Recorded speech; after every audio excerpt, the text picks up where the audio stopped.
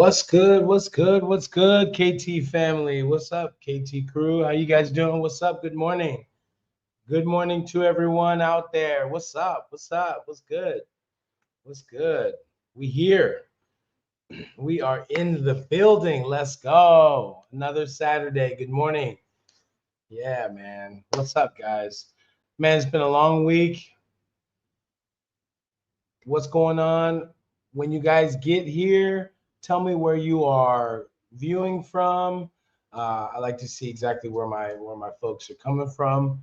And yeah, man, we are going to talk. And forgive my voice, as you know, I work a full time job as a teacher. So sometimes if you can hear me, let me know. If audio issues, just let me know. But today, our topic is obviously you saw the thumbnail. Man, we're going to talk about the dark side of teaching here in Vietnam. Again, I'll say off the top, this is not a bashing of anything about Vietnam, straight up. I absolutely love what I do. I love being a teacher. I think it's amazing for those of you who want to come and teach. So let me just say that off the bat. But again, with any job, being in a different country, obviously there are some downsides to it that I don't necessarily see on YouTube so often talking about it. Yeah, it's a great job to have, but there's a lot of nitty gritty kind of activities that you have to do in order to make that glamorous working. So, yeah, I've been doing Vietnam teaching for almost 6 years now. So, I've been teaching every year I've been here. So, I've taught from the north to the south and in the central region as well. So, I've done, I currently teach in public school. So public school, if you don't know, is more it's government basically. I'll just say it's government schools, and so it would just be your regular public school type thing. Um, you know, they have. I teach. I'm a fifth and fourth grade teacher currently, but I've taught anywhere from first grade all the way up to high school and currently adults as well. So you can do an array of different things here as an English teacher. You don't necessarily have to teach like the ABCs of English, but you could always teach you can also teach like business communications.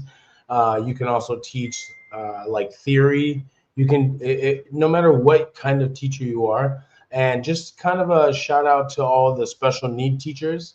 You guys are the real ones, man, because they need you here. All right. So if you are a special needs teacher at any level, they need you here immediately, and you would be getting paid big bucks here. Okay. FYI. All right. There's this we're going to get into later on about mental health and stuff. But they don't necessarily acknowledge mental health here in Vietnam. Okay, so they just lump all the kids in at the public school. They just lump all the kids in, no matter if you have if a kid has special needs or if they're just a regular kid. You know what I mean? So yeah, I definitely have experienced the ups and the downs of teaching. As a teacher, you tend to have a lot of ups because of your kids and just because of everything around. Obviously, you're getting paid, pretty good money here, and so it's great, but it's challenging at the same time. All right. So in this live, I'm gonna break it down for you guys through my eyes, what I see, what I've seen, whether it comes from like taxes, contracts, the work balance, the culture, how everything. All right. So stick with me. All right. This one, if you're an English teacher or you're looking to be an English teacher here in Vietnam, I promise you, this video here is gonna break it down for you. And basically at the end here, but I'm gonna just throw that question up. Is I put it in my comments right here. This is going to be the premise, the foundation of this live here. All right. So after you hear everything that I have to say, ask yourself while we're going through this, ask yourself, would you still want to teach here? Like, period. Would you still want to teach here after everything that you found out? All right. So if you have any questions, feel free to leave them in the comment section here in the live chat. And yeah, rock with me, man. Rock with me. Appreciate you for joining. You guys are a real one. So yeah, let's jump into it, man. So why? Hold up. I'm sorry, just messed that up. Okay, so why does this even matter? Why does this conversation even matter? Well, let me get my handy dandy PowerPoint for you, and we can get busy. Let's go like that. Boom. I think you can see. Yes, you can see. So, why does it matter, man? Like, obviously, like I said, most of the YouTubers the Vietnam YouTubers that come out and teach, even myself as well, we tend to tell you that the good things about Vietnam teaching English. Why? Because one, there's no free speech here. Let's keep it a buck. Two, we just kind of, don't. I mean, we love Vietnam, but we just don't want to bash it because we don't want people to get the wrong impression. You know what I mean? And so, if we could, if we could give you guys, the real nitty gritty, which I am giving you now. For me personally, I live this every day. I've lived this every day for the last 6 years. So I I think it's really good that you can get a good balance of this is what's really good in Vietnam, teaching English in Vietnam, and then this is what sucks about teaching English in Vietnam. And I'll let you guys be the ones to tell me whether the pros outweigh the cons. You know what I'm saying? So yeah, most of us are guilty of just showing you what's good about a country. You know what I mean? And not and it's not necessarily that we want to not ruffle any feathers, but I mean, just for lack of a better phrase, yeah, we just don't want to ruffle any feathers. And it's like you don't know what it's like being a foreigner in a foreign country, because when things are good, things are great, but when things start to break down, who do you run to? Who do you turn to? Right? You cannot, um, you cannot depend on your embassy, like straight up. You just can't. So I will be honest. They shouldn't. They're not there for you. They're just not there for you. They're not there to like. They'll give you information, but they won't help you in any way. You know what I'm saying? So, but yeah, let's keep it rolling. Behind the scenes, like there's burnout. This is real. All right. We have, man, think about this. All right. You in a school year, what I'm in right now, in a school year, you go through 35 weeks of just like you're in the trenches. Okay. And so that's for public school teaching. So that's a normal school, right? Like even in your hometown, that's just a normal school schedule, right? In your school, in your hometown, probably, but in my hometown in San Diego, we went to school from like 7 a.m. to like 3 or 4. That's the same thing here, what I do right now, pretty much, right? And so, yeah, I mean, having 35 weeks, just like bam, bam, bam, bam, bam, and you only have 2 days to a day really to like relax. It could lead to burnout. A lot of teachers here don't make those 35 weeks. A lot of the teachers don't. Okay, the new teachers, they don't make the 35 weeks for the most part. Uh, a lot of teachers right now where I work are just dropping off like flies, like straight up, like. because they're burned out. We've only been in school 5 weeks, but we've been at work for over almost 2 months, like preparing for this. So, um, yeah, false promises, man. This is a real thing. You're gonna really understand that after once we get through this. This is a really big thing, a huge thing here that you gotta watch out for. All right, and then unstable contracts. Contracts, I'll give you this. Find a company that honors a contract.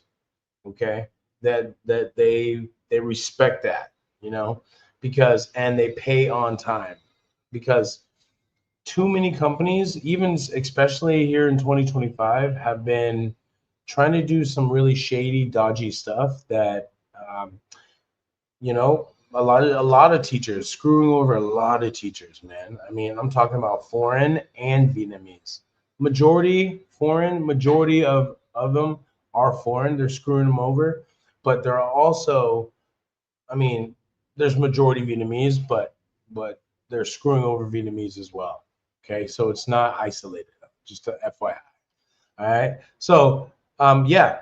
Again, I hope that this stream will prepare you guys for the reality of what it is like to teach here, like on boots on the ground, because you can have different experiences. You have to understand that someone with brown skin is going to have a different experience than someone with white skin. All right. So, understand that there's a difference, right? And so I will say that yes, Vietnam has been teaching English has been rewarding. It's been stable. But if you followed me, if you've been following me for some time, and you just saw the video that I had 5 months ago, a video series of stuff about talking about teaching English and what happened to me, that can happen again, right? Where a company just screws you around on your visa, and then they don't have any intention of filing it, but you're signing contracts. It looks good, but behind the scenes, it's not good, right? And so, what that could lead to is stealing money, right? Which they did. They could steal money from you, right? You put all this time and effort into something. You showed up on time. You followed the contract. You did all this stuff, and then suddenly they just pull the rug right out of underneath you. So that is a reality, right? That needs to get cleaned up here in Vietnam. All right. So that's why this conversation matters, because it's important to give you newbies some real substance about, like, some real insight about what it really feels like, because I know there's a lot of garbage out there that are people that people write blogs, they do vlogs, and it just tells the good stuff. But man, I'm boots on the ground. I do this shit every day. Okay, and I've been doing this shit every day for the last 6 years. All right, so um, I don't want to hear people say, "Oh, yo, it's not what he's saying is not true." It's true, guys. Trust me. All right. And again, this is my experience. All right, and experiences of everyone that I come across, man. So, yeah, let's keep it moving though. So again, if you have any questions, just put them in the comment section, and I will get to you. So, the hiring and contract game. All right. So let me start off real quick, and I'll talk to you about that.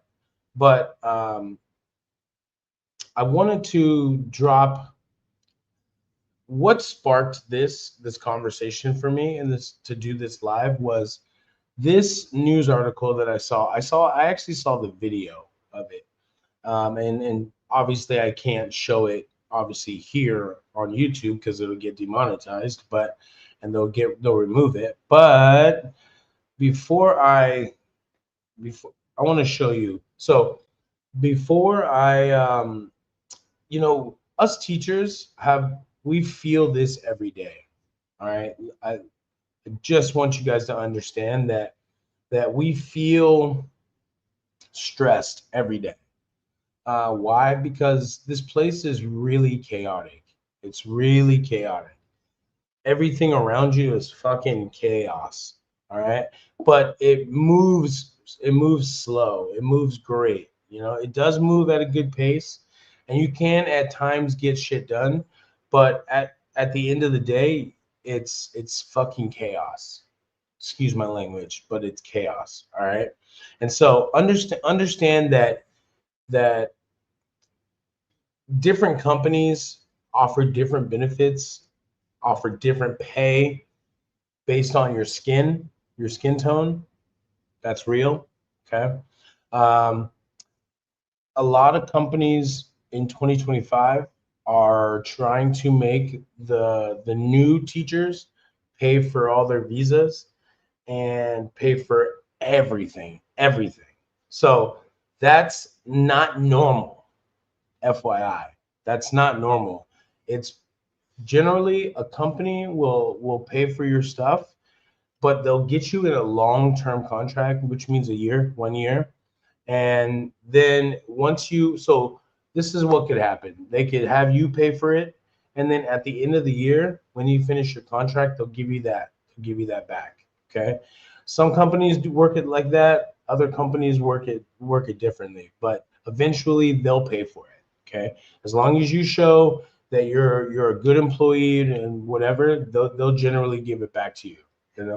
So, but what companies are doing now in 2025 is that they're making you pay absorbent amounts of money. Let me tell you right now that a work permit is cheap. A work permit's like less than 1 million VND, which is 40 USD. Okay. Your work permit is under that, and your visa is like, I don't know, like maybe $25. So these companies are having these prospective newbies paying 500, 1,000, 1,500 fees, 1,500 USD, mind you, to get a work permit. So what they're doing is they're pocketing all that money. FYI, all right? Get an honest company. Too many of these companies are just taking the shortcut, and they're trying to make money, and they're just full of lies. So that's why it's important because I'll tell you the reason why it's important to get with people who know what they're doing, even if you have to pay a little bit of money, you know what I mean? A couple, 100, 150, something, 200, whatever you think it's worth, right? Because you can get that back quick. Once you get a reliable job, you can recoup that real quick. But if you have people out here in Vietnam, where I'm at right now, asking you to pay 1,500, 2,000, 2,500, and you have degrees, you have a degree, and you have everything legalized and everything's ready to go. If they're asking you to pay over $1,000 to get a job, I wouldn't do that. I wouldn't do that. That's reserved for people who don't have degrees. Maybe I said something wrong right there, but let's put it that way. Okay. So you should, if you are certified, you have your TESOL or TEFL, you have your bachelor's degree and everything else legalized, you don't have to pay someone to look for a job for you. Okay. If it's $50, $100, whatever, cool. Okay. $200, okay. But I would be weary. Okay. I would be weary. Someone should just shoot you over a link and be like, yo, here, go fill this job out. Or just introduce you warmly to a recruiter. Okay. Obviously, if you're someone if someone contacts me, then I will go ahead and send you over a recruiter, depending on where you're at. I mean, I got to reach out to my people, but yeah, I mean, I'm not going to charge you. So just let me know if you need that. But again, the hiring process. So this varies based on whether you go with a language center, whether you go with Well, let me stop real quick. So we were going into our this article. So I saw this article, and this kid started to backtrack, guys. But I saw this article that this student attacked a teacher, and I was like, huh? And so let me pull it up for you guys real quick, and we'll go over it. All right. So I saw this, and I went, huh? And so I clicked on it, and so this seventh grader attacked this teacher because, and we'll read it, but this seventh grader attacked this teacher because she took away his toy. Now you're gonna see in a minute here why I say toy. Okay, these are things that we deal with as teachers. Okay, I mean, you would be surprised. I have had kids in my class right now, just this past week, have a little toy gun, like straight up. I've had a kid who had made like a little knife that I had to take away. I'm telling you, these are the things that you're gonna have to worry about. Okay, and then I wouldn't necessarily say worry, because that's a little bit dramatic, but I would say that just be cautious about it, because these things do exist, and these 2025 kids, I don't understand what's going on, but it's kind of all over the place with these kids. And what I mean by that is, like, they're either really really good kids, or they're just out of control kids. So, and this has been like that first year where I've actually noticed a dramatic shift. Why? I have no idea. All right. I'll give you some examples as well. But look at this. All right. So this got me thinking, and it got me wondering, like, based on my experiences, being called a monkey, being basically called a nigger. I don't know if I could say that, but being called a Negro, and yeah, it wasn't in like a you're but it was more of like them just saying it, the kids just saying it, and so of course I got on them for that. But I've had kids hit me, kick me, um, uh, obviously, like when I have a beard, they pull my beard, because they'll be like, "Can I feel your beard, teacher?" And I'm like, "Yeah, yeah, of course," because I'm a friendly teacher. I'm like, "It's all good, man. It's all love. Like what you see here right now is usually how I am in my classroom." Um, and that generally is good when you're a newbie and you need to know like how you can act. The kids really love the fact that you are who you are. So if you're a shy introvert, um, those kids are going to pull that energy out of you, and it might make you tired. All right, so just understand, like, for extroverts like myself, I absolutely love their energy. Yes, there are days where I'm like, I just need this to end. Let's just knock this out. Let's keep it going. And I'll drink a cup or two more coffee and just get it going. I mean, there are days like that where you just are like, blood, but this made me think, and then I came across this article, and I was like, yo, okay, I think I need to talk about this. So it says seventh grader yanks teacher's hair, drags her to the ground over confiscated toy in Vietnam. All right, so this was last month, but I hear they changed it, but this used to be a video.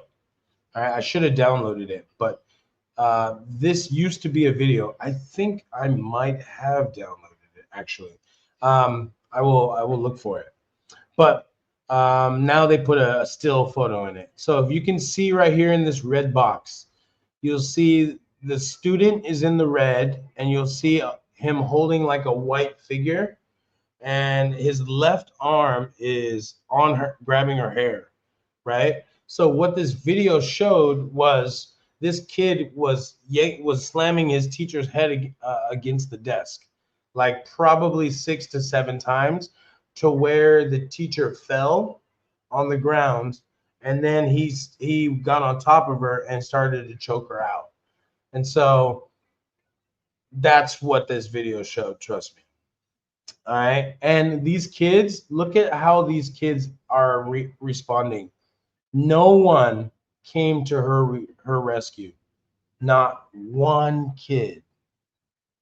I'm telling you, these kids are something else. All right. And it just goes to show that, man, they just don't care, it seems like. Because the video showed these kids, they sat, these kids sat in their seat like nothing happened.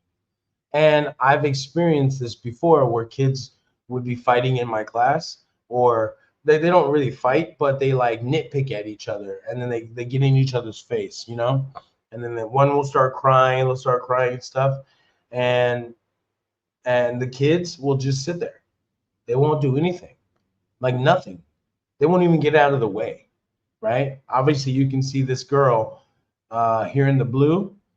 She's just sitting down in her desk, like it's normal, right?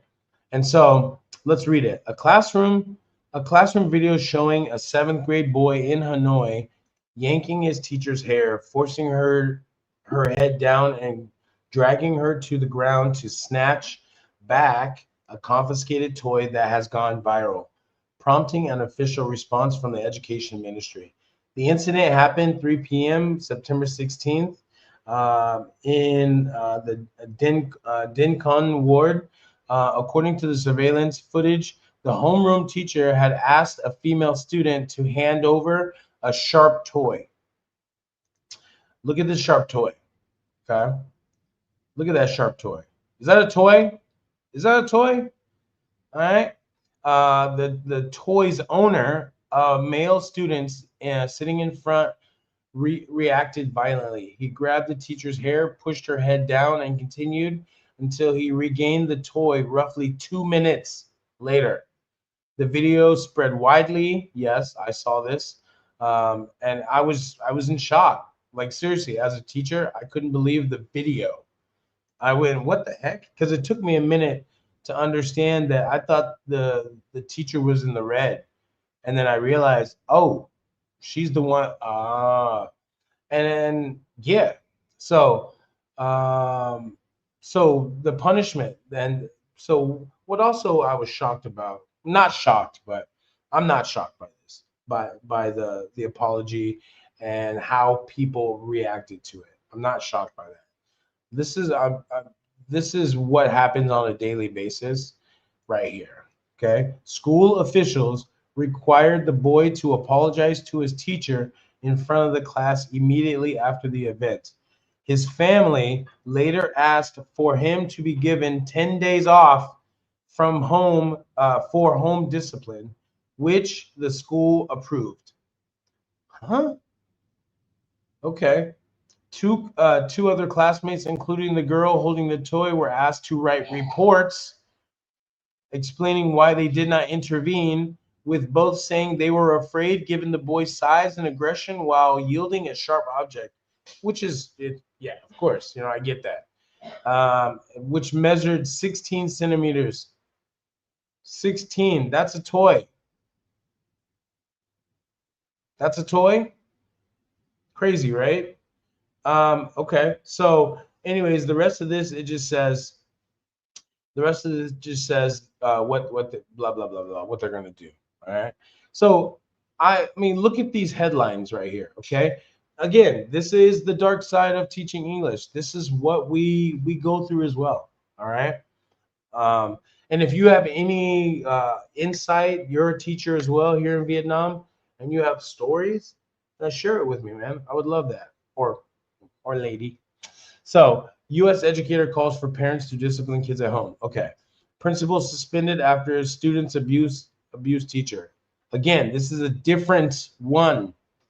Okay. The principal was suspended after students abused a teacher.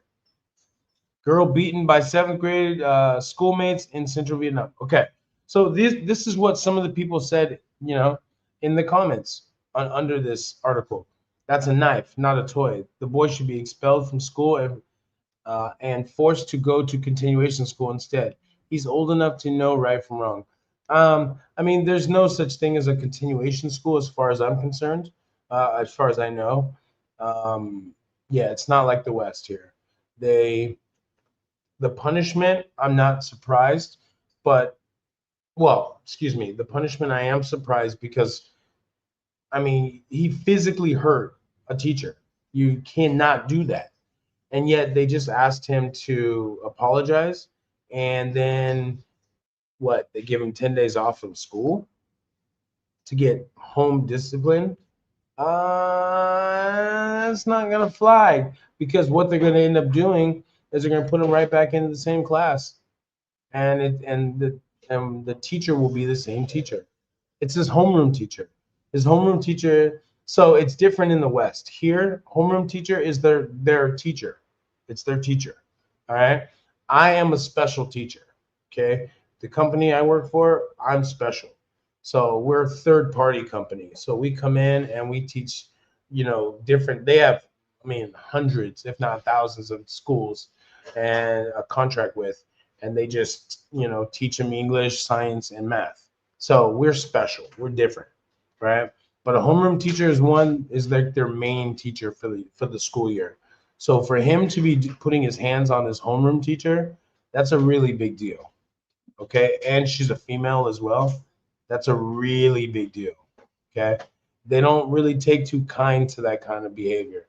They excuse it when it comes to this, but it's a boy, but let it let it be a foreigner and there would be something different, right? So you just got to be careful. Okay, so this is what happened. This is why I've seen this happen before, not this to this extreme, but I've seen kids get a little grabby, and nothing happens. Nothing happens. All right, so these are things you have to watch out for. All right, let me see if I have some comments here before I move on. I do have some comments. Okay. Chomeri. Chomeri. Hey, Chomeri, how are you, man? It's been a long time. It's been a while. Where you been? Most English teachers in Vietnam and abroad struggle on long term because of lack of pension and salary growth. Yeah, that is absolutely true. We definitely understand that when you come and teach English here, you absolutely need to have a safety net of savings of some sort. I mean, obviously, all of us can't be the same, and we don't necessarily have the assets, but and if you decide to come here and you decide to work and save money, you can do that. That's not a problem. But you understand before, I'm talking about before the process, and that's picking the right company, making sure that their contract is right. You do your due diligence on the company.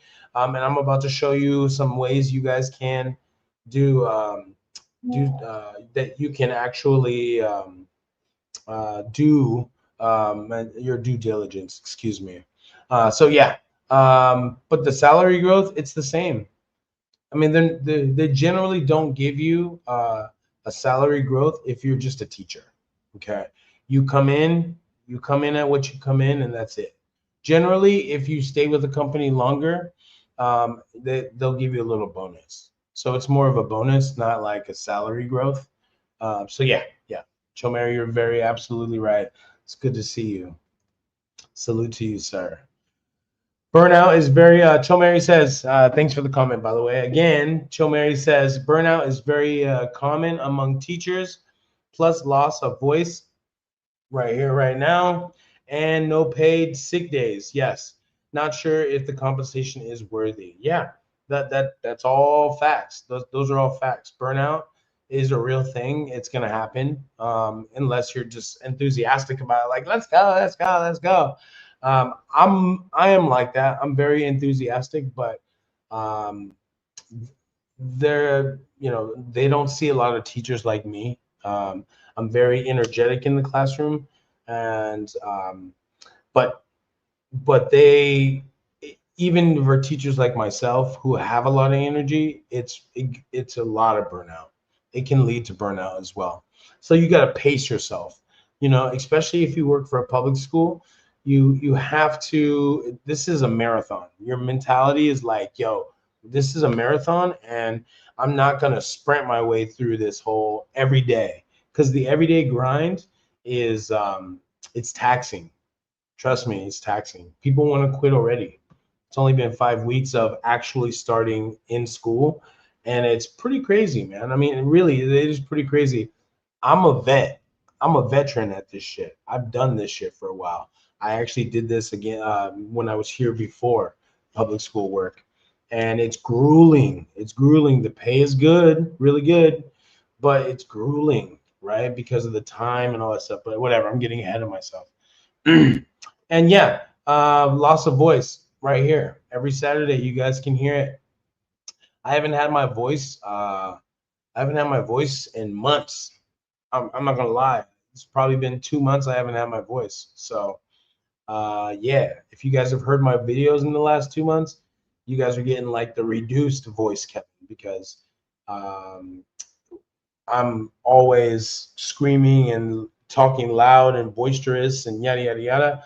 And yeah, I can get a microphone as well, but and the schools do have some microphones as well that I use, which really helps out throughout the week. So yeah, no paid sick days, true. There's a difference between annual leave, annual leave, and sick days. So when I used to work for a company called Apollo up in Hanoi, um, when I first started with them, I had sick pay, 12 days of sick pay, and 12 days of annual annual leave. And so those equaled up to 24 days, right? And so it was like dope. But year two of my three, they, toward the middle of the year, they just all of a sudden, which I'm going to talk about later, switched up the contract and then kind of forced you to sign the contract. And it's like, if you don't sign it, then we have to end our contract with you. That shit happens too, man. I'm trying to tell you. So yeah, compensation. I mean, is it worth it? Yeah, yeah, it is worth it. It feels good to get paid for what you do, you know? No matter what, no matter how little it is, it's good to get into a rhythm of not allowing these companies to dick you over, because it's really bad. It's really bad here, honestly. Um, and it just seems to be getting worse. Now, I can show you guys, let me go through some of these, but I'm going to show you guys a group that is all of us teachers, and everyone just talks and gives their opinion, and it's nice. And this is part of one of the resources that you should be utilizing if you are a teacher or a prospective teacher that wants to teach here in Vietnam. All right, Cho Mary, thank you for that. Appreciate it. All right, Cho Mary says, now there is more Filipino teachers and more expats want to become English teachers. It is getting competitive. Oh, hell yeah, it is. Um, I'm really, I actually think that I said this in a previous live about teaching English, but yeah, it's getting really difficult finding a job. I mean, honestly, this last hiring cycle, it was incredibly difficult because, well, don't get me wrong. Don't get me wrong. It depends on what your qualifications are, how long you've been teaching in Vietnam. Okay, let me preface that, right? Because if you are a newbie, it's going to be more difficult for you to get a job. But if you have some experience, it just depends on the company. Because again, you're gonna keep hearing me say this. It depends on the company. It depends on the region, right? Vietnam is not universal. Okay, so what's acceptable in the north, like, I'll have to be specific because in Hanoi is not necessarily what's required or needed in Saigon, or in Da Nang. They have a general guidelines, but and this is what I mean by like everything is different. How you get paid, you're not going to get the same pay I do, and we can work at the same company and be from the same country, but we're not going to get the same pay. You know, so don't believe anybody that tells you this is what you get. This is why there's such a wide range of like you can't pinpoint like, okay, how much am I really going to get, right? It just depends on the company that you go and vet, right? Do your due diligence. I can't stress that enough. Do your due diligence. All right. But it is getting really competitive here. All right. Filipino teachers. I knew a lot of Filipino teachers that were up in Hanoi. I haven't seen many Filipino teachers here in Saigon. I know they exist a lot, but I think a lot of them are heading up to Hanoi and just working all around. If you're a Filipino that's living here in Saigon, let me know in the comments. Let us know. Is there a big Filipino community here? I know there's a big Filipino community in Hanoi, and it's growing. So yeah, if you're Filipino, Hanoi sounds like that's where your people's is going. So anyways, yeah, Cho Mary, thank you, man. Appreciate it. Will you get a pension in Vietnam from being an English teacher?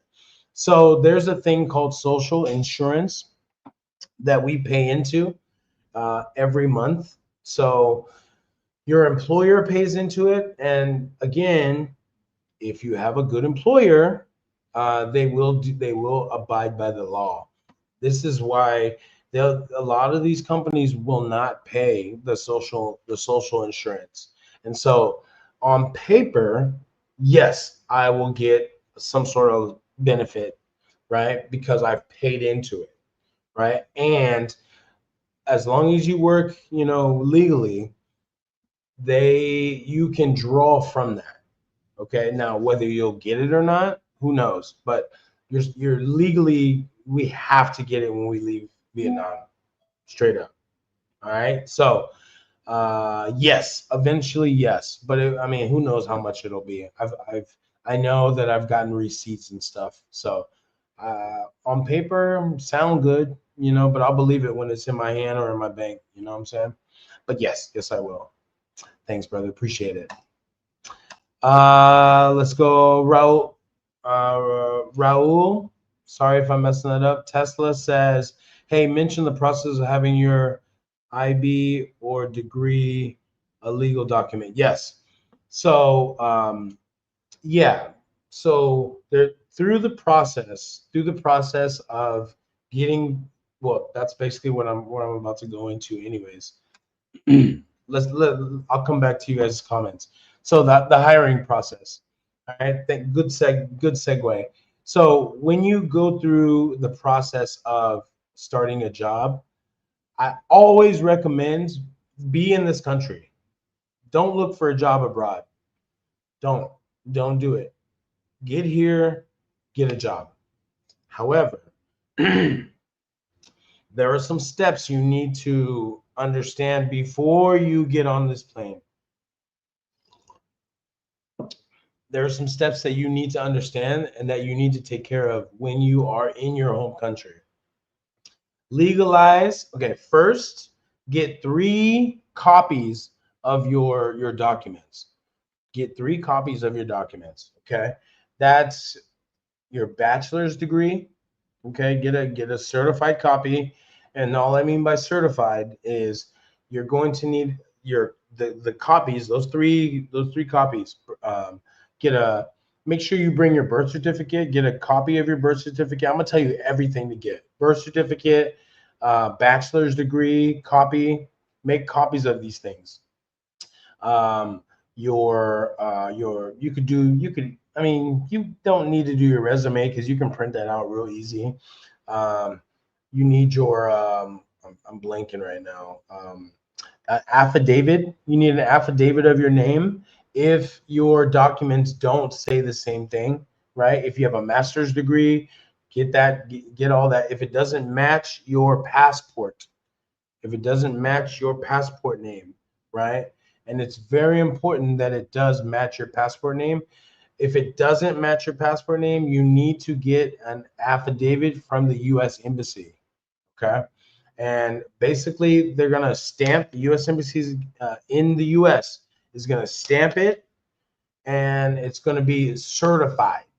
Okay. Certified and legal. That's what that means. Okay. With the seal of the U.S. Embassy, boom, you're gonna legalize your documents. Okay. Your copied documents. Okay. And generally, I know what it costs here. They don't do it in Vietnam anymore. So this is why I'm saying they stopped doing it March. I believe it was March 17th, 2025. Like literally, like 6 months ago. Whatever that is, 6 months ago, they stopped doing that. Um, so get this stuff done before you come to Vietnam, because it's gonna cost you.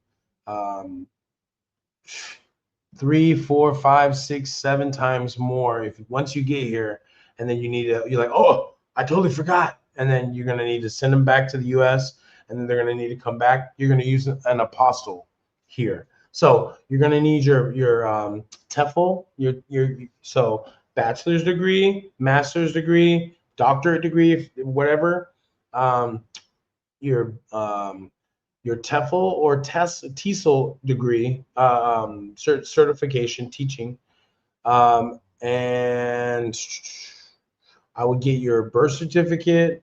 I would get six 4x7 photos of like this around a white wall, right? Just regular. I would get like 12 of those photos, to be honest, because you're gonna need them. They're going to ask you for like 2 at a time. Okay. So it's better to have, a lot more of those, 20, you know what I'm saying? You can use them throughout, because they're going to need them for your visa as well. Okay. So you're going to need like 2 photos of you. So you can either take a picture. I would go and get that stuff done here in Vietnam. It's cheap here to do it, and it's fast. In the States, not so much. Okay. Yeah, get all those things. Make 3 copies of them, and then get all 3 of those copies. Every single one of those documents, get them legalized and certified. All right. Now there's a way you can do it in the embassy where you'll have like 5 or 6 different papers, right? And so they're all stacked up on each other, right? So you can fan it like this, and where you can see all the papers, like fan it like this, see how my fingers are? Fan it, and these are your papers when you're at the embassy, and get it stamped. Okay? So instead of you paying 50 each page, because it costs 50 USD over here in the U.S. Embassy when they did it, but I don't know how much they cost in the U.S. Embassy at the U.S. I don't know, but each stamp it's 50, 50, 50, 50, 50. All right, but if you fan it out like that, it's okay here in Vietnam. They accept that. That's one of the biggest nuggets that nobody tells you about.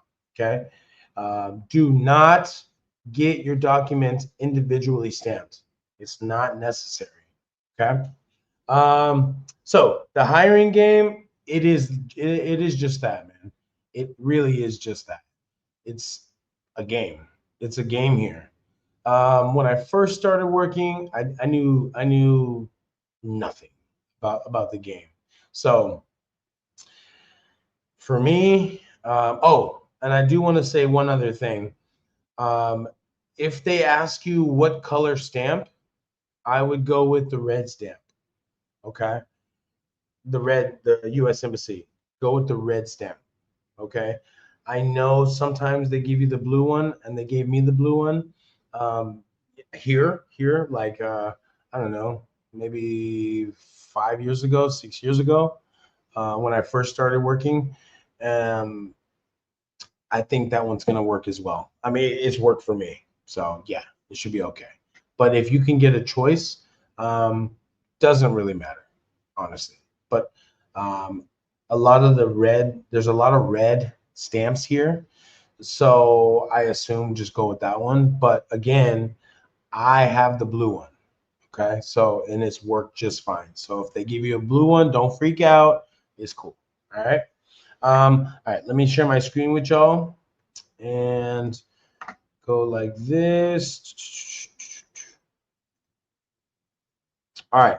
So the problem with why I say don't look for a job abroad and get here first and then look for a job is because you don't know what you're doing, man.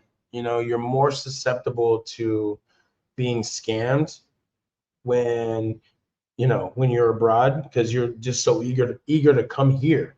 All right. Companies will eat you alive. They'll eat you alive. There's enough foreign teachers here that they don't really need you abroad, right? So be weary of every single job unless it's like not a professional international. Like international schools will fly you in, all right? They will bring you in and all that stuff. But if it's just a regular language center, you're about to be taken for a ride for sure. That's probably 95% sure you're going to be taken for a ride. If any recruiter or anyone is like, and you're abroad, you're like in your home country, and they're like, hey, we can get you a job over here, you're going to be taken for a ride. That's here in Vietnam. Okay. If a recruiter is saying, yeah, okay, we'll pay for you, we'll do all this stuff, they promise and promise and promise and promise, and then suddenly you realize everything works out, they fly you here, and then you actually start getting the runaround, and then you're on the hook for money that you owe them because you signed this contract with this third party, right? This third party recruiter or company. And that's all they do is just try to find teachers abroad or in country, right? So they overpromise, overpromise, overpromise. And let me tell you what's going on. They're just trying to get your degree, your credentials, because every time, think about it, every time they put out an ad, they get hundreds of applicants, at least 50 to 60 applicants. So, and all those applicants are going to send their CV or their resume, and then they're going to send their documents. So they're just farming documentation. They're just taking all your documents, including mine, Okay. These are things I'm telling you don't do. Don't send your documents to a recruiter.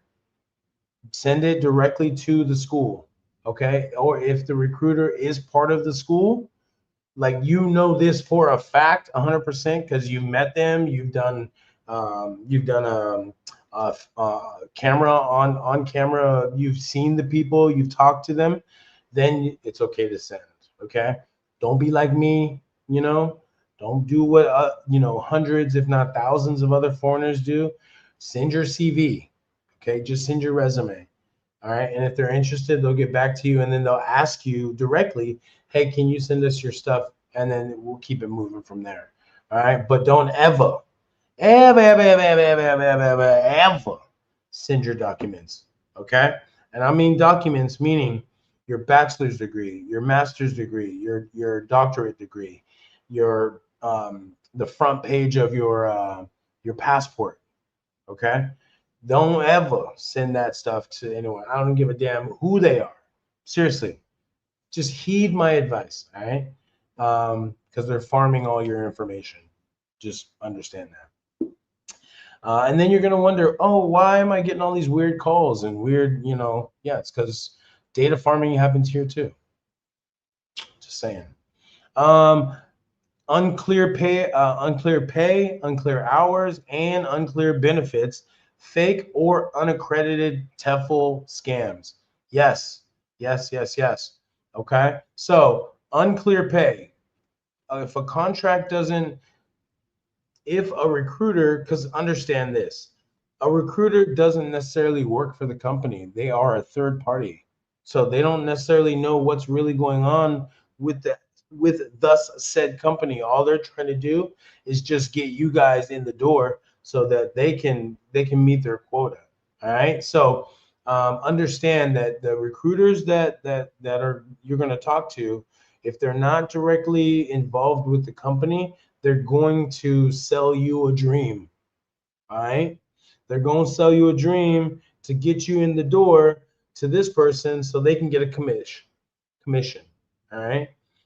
It's all like that. That's all it is here is commission, commission, commission. Everybody's making money on you, and you're the one that gets fucked around. Yeah, that's the real shit. Okay. That's the real shit.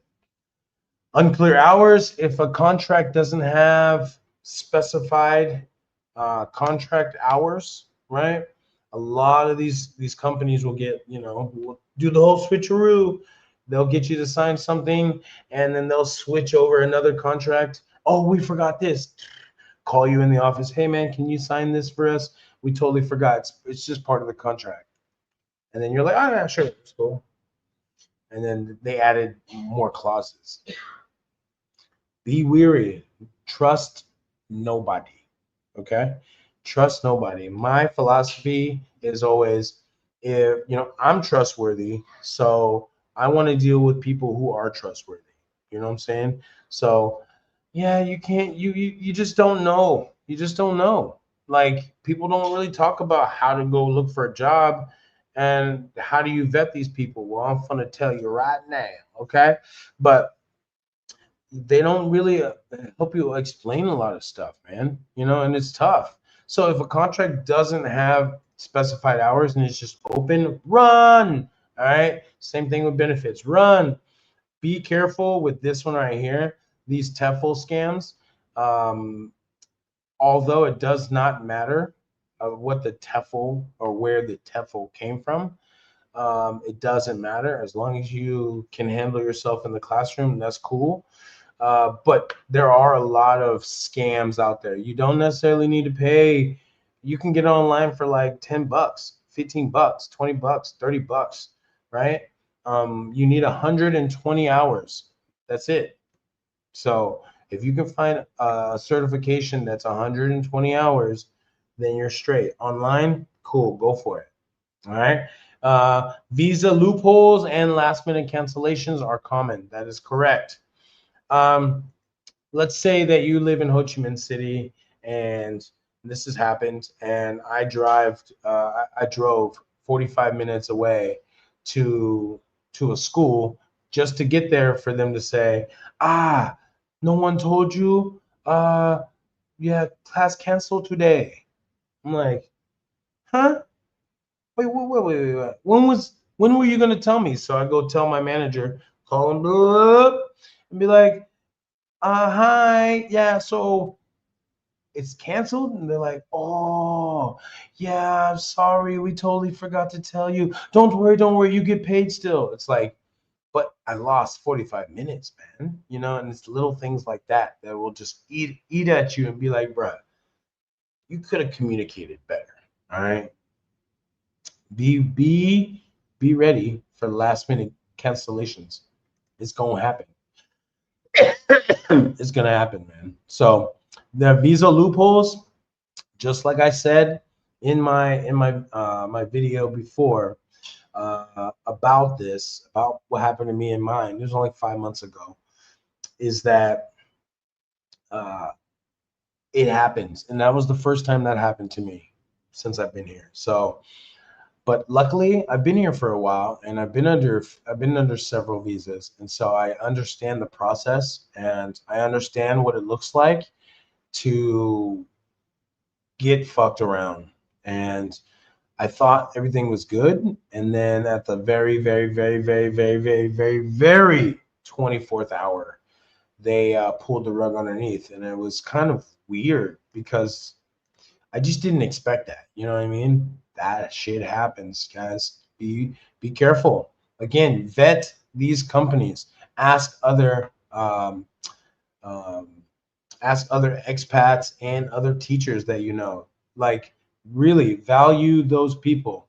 All right. And let me tell you, and that's a good segment into a segue into what I could actually show you guys. Where this is one resource that you guys will thank me later, I promise. All right, so this is Facebook, of course. It's called, let's go back. All right, so this is, you have to be accepted into this group, but this is called Vietnam Teachers Bad Experience. All right, so I mean, nobody watches my channel, right? No, nobody watches my channel. So um, this group right here started a couple of years ago, like maybe 2 years ago. Before 2 years ago, there was nothing. There was nothing for us teachers and expats to just grieve, like breathe and grieve our experiences here. I love this group because I saw what it was before and what it is now, and it's like a huge community of us expats that we just share a lot of information with each other. And um, yeah, this, and if you go into, there's Vietnam, there's Ho Chi Minh, Vietnam English teachers bad experience. There's Hanoi bad experience, right? So I just wanted to go over a few of these, and just this is the top of the page. You can tell this is the top of the page. It's called Vietnam English teachers bad experience, right? So what I would do if I am looking for a job, I would go over here to this right box, and I would go to search, and I would search whatever company, right? So let's just go and say, like, let's just search Apollo, right? Uh, and generally, these are going to be things, see, Apollo. There's a lot of, all these things should be about Apollo, okay? You can come over here. I'm not going to do too much because I don't want this video to get demonetized, but search, just go and check it out. All right. But I just want you guys to see that this is what you can read on this, is it'll give you such a good insight about what's really going on with boots on the ground. All right. So like basically this comment right here, I saw it earlier, and I just wanted to, let's go over real quick, because again, you can see a ton of, like, anyone know anything about EIB? Boom, 7 comments, right? Any comments about Yola? Boom, 4, right? 3 years ago, I worked for someone. Da, da, da. This is what this is all about, okay? This is what it's all about. But I wanted to focus on this one for now. You guys can go and check it out, and then get, I'll put you up on some game right there. Salaries are not going up right here. Salaries are not going up. Down, if anything. Workload is going up. Scams are everywhere. The cost of living is up. Is Vietnam a good destination for English teachers in 25, 26? Is it worth the hassle? And let's just see what a bunch of people said. Um, let's see. I saw a few of these. I've been thinking about this the past couple of days. Honestly, unless you're really lucky now. Vietnam is good for traveling or teaching if you have a source of income, not a place to teach for peanuts. Yes, that is true. Again, like, that's exactly what I said. As long as it's a source of income, it's good, but you must have a little bit behind you to where you can, if it's a little, if something happens, let's just say for a rainy day, you need to have something like that. All right, not a place to teach for peanuts. Even if the salary is good, you are going to be harassed by underqualified backpacker managers constantly. This is true as well. This is true as well. Unqualified people being here. Okay. I'm a business major. I'm not a teacher, so but I've developed my skills as a teacher. Okay. Am I better than a regular teacher? Absolutely not. No. But I can teach English, I can teach math, I can teach science, and the cool thing is that you're going to either lesson plan here or you're not going to lesson plan. They're going to provide everything for you. So The companies that I've worked for, they'll either provide stuff for you, like the actual lessons, or you have the lesson plan. So I've done both. And I like being a teacher. Do I love it? No, I don't love it. But it's nice to be able to do something when you're in a different country. You know what I'm saying? Been with the same school, servicing company for 5 years. Started at 500K. Salary increase incrementally over 20% since then. Good companies. Yeah. Okay. So that's good for him. That's good for this anonymous person. So let me just answer this question for you. Salaries are not going up. So 5 years ago, when I was here, I was making more. Every year after that, less. I'll just answer it like that. It's been down for sure. It's down like 20%. Not gonna lie, year on year, year on in, for sure. Workload is going up. That is true. It can allow you to make more money as long as you're not taxed. As long as you're taxed properly. Yes, scams are everywhere. That is true. Again, my recommendation is if you're going to get a job here, get a recommendation from someone who actually works at a good company. That's number one. Number two, if you have to go and you don't know anyone and you have to go into this realm of looking on Facebook groups, just understand that 80%, 90% are scams. Okay? So don't send your documents. All right? Don't send important details. Just send a CV that's whatever, and go from there. And if they respond back to you, then you go from there. All right? But you must ask qualifying questions. Okay? Because it's, I know it's really exciting to teach here and to be in Vietnam, and it's great, man. I mean, honestly, it's great. But you're going to be scammed, okay? If you just go out there and think you can do it by yourself, it's possible. But to not get scammed, no, impossible. The cost of living is going up. That is correct. It is going up. Is Vietnam a good? Yeah, I think it is. I still think it is. I think it's a really good. So go check that out. All right, I'm gonna stop sharing here, but go check this group out and check it. Go from there. Let me get back to some of these comments real quick, and then I'll get back into it. Let me see where we at.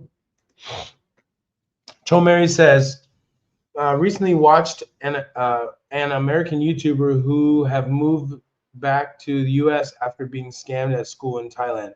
Serious abuses. Yeah, I'm telling you. I mean, it happened to me. It happened.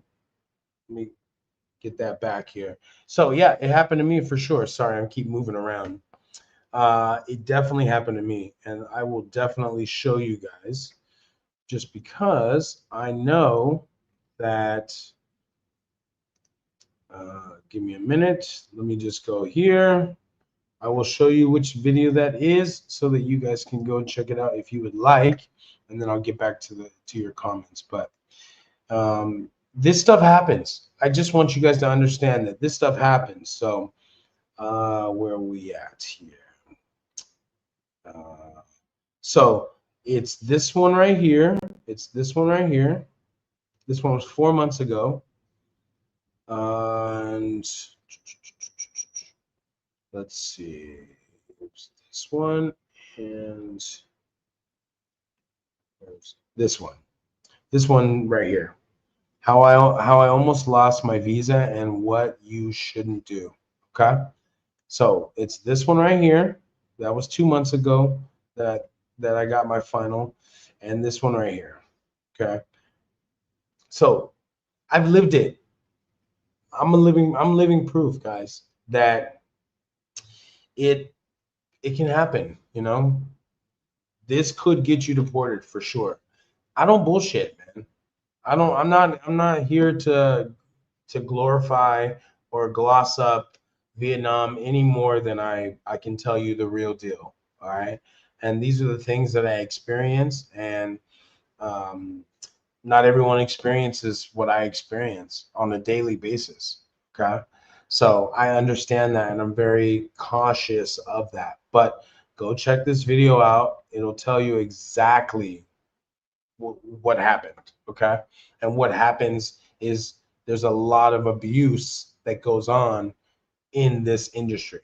A lot, a lot. That what I see, it's happening more and more and more and more and more, and it's being less regulated and less regulated and less regulated, right? So that's what I'm seeing. So yeah, I mean, I know a lot of people are going back to their hometowns too, their home countries. I know a lot of people right now, currently, that are planning and getting up out of here because a lot of people can't deal with it. They can't deal with that bullshit, you know, being betrayed and being, you know, being alone and isolated. And, money's good, but, you can live here cheap and cost of living's good, but the daily grind you go through, the honking, the noise, the pollution, the stuff, it just takes a toll on people, Vietnam's not for everyone, man. That's what I keep trying to tell people is like, you know, I haven't even really focused on the Da Nang. I've been hearing a lot of like the Da Nang YouTubers, the Da Nang YouTubers.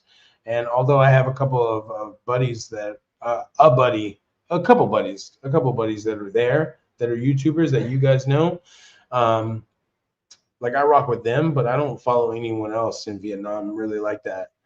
And I keep hearing the travel ecosystem keeps talking about like they're so negative. The Da Nang ones, YouTubers are saying like Vietnam's the best. Come to Da Nang, come to Da Nang, and it's a bunch of bullshit. I'm not one of those guys who talks a bunch of bullshit about it. I keep it real with you guys, Um, yeah, I love this place, and I love teaching English, but it's also, you guys just need to understand. So I don't blame anyone who goes back home who can't deal with it, because I do understand that this place ain't for everybody, man. Cho Mary, thanks, bro. Appreciate you. Living free with D. What's up, D? Salute to you. How are you? You doing all right? Appreciate you being here. That's dope. That's dope. She just moved to Vietnam. She shout out to D. She lives up in Hanoi. She literally just got here like she fresh. So she did a consultation with me, and she's amazing. So she's starting her journey. Like she's less than a week. So man, big ups to you, D. Big ups for real. Appreciate the comment. Chomer says sorry to hear that. Yeah, it's all good, bro.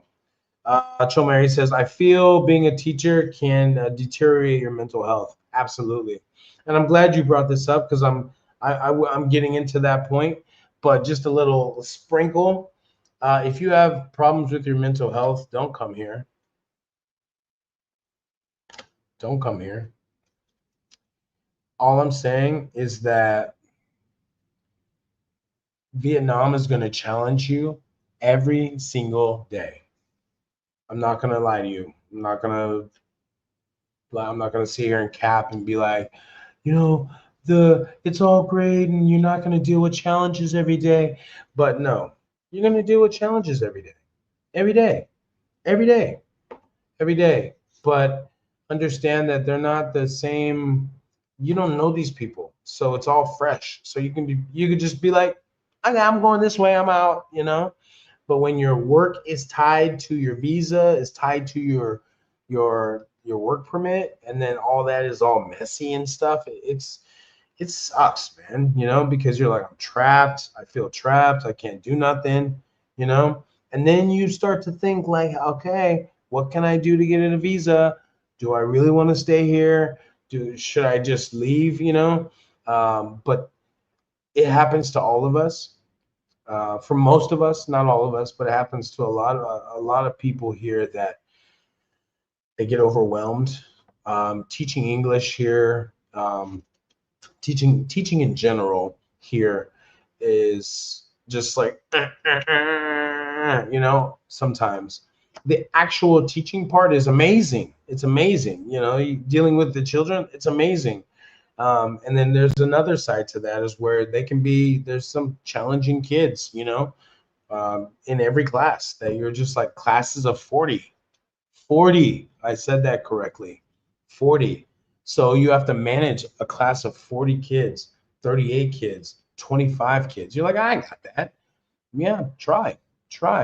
And they don't speak your language, and they're learning your language, and they're varying different levels of how smart they are, how intelligent they are. The Vietnamese kids are really bright and very intelligent. I'm not gonna lie. Vietnam has a really good future. I ain't gonna lie. But yeah, it can definitely, as a teacher, it will, if you let it, even if you don't let it, it will sneak up on you and it will just bust you in the head.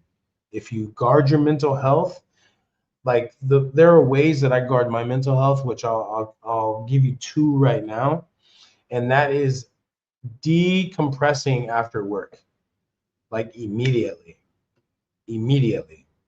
Okay, I don't drink. Okay, so I don't drink alcohol. So um, for me, it's just a little puff give, and then I get busy with whatever I need to do. You know what I'm saying? Um, Talking to my future wife, taking my dog for a walk. For me, I don't have to decompress too hard, just because for me, I don't absorb that.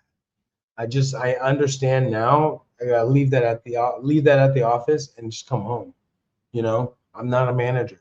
I'm just an employee. That's the cool thing about being an employee. So just be careful because it will F up your mental health. It will, definitely. But it could also do good wonders for you and make you free. Chomeri said she could have died in the classroom. Yeah, 100%. Yeah, that's why it shocked me. That's why it shocked me. I was really like, yo, that's crazy. So, yeah, thanks, man. Appreciate it. Danny said, sorry to hear these weird behaviors of our culture. Hope school will educate these kids to behave better. Yeah, I absolutely agree.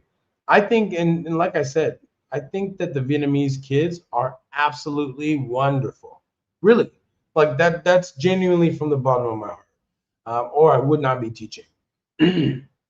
But you have challenging days to where um, you have days where you're like, do I still want to do this? You know what I mean? And so everyone gets it. Everyone gets it. I used to get that. I used to get that more so a couple years ago. Now I understand what the mission is, and I understand because I've been here. I've been here long enough. But for you newbies, it takes a year. Easy. Finish your first contract, and then you'll be all right. If you want to work here and the company does treat you well, then by all means, you can either re-up with them or move on to a new company. Now, understand that when you move on to a new company, you will have to take a border run. Every new company, you're gonna have to take a border run and come on back because they have to switch the visa. And so it's not one of those border runs that you can do to where you can just go and hop across the border and come back. No, it's gonna be like 3 days minimum, because you have to get an invitation letter, and then you have to be outside of the country in order for your visa to not expire but reset.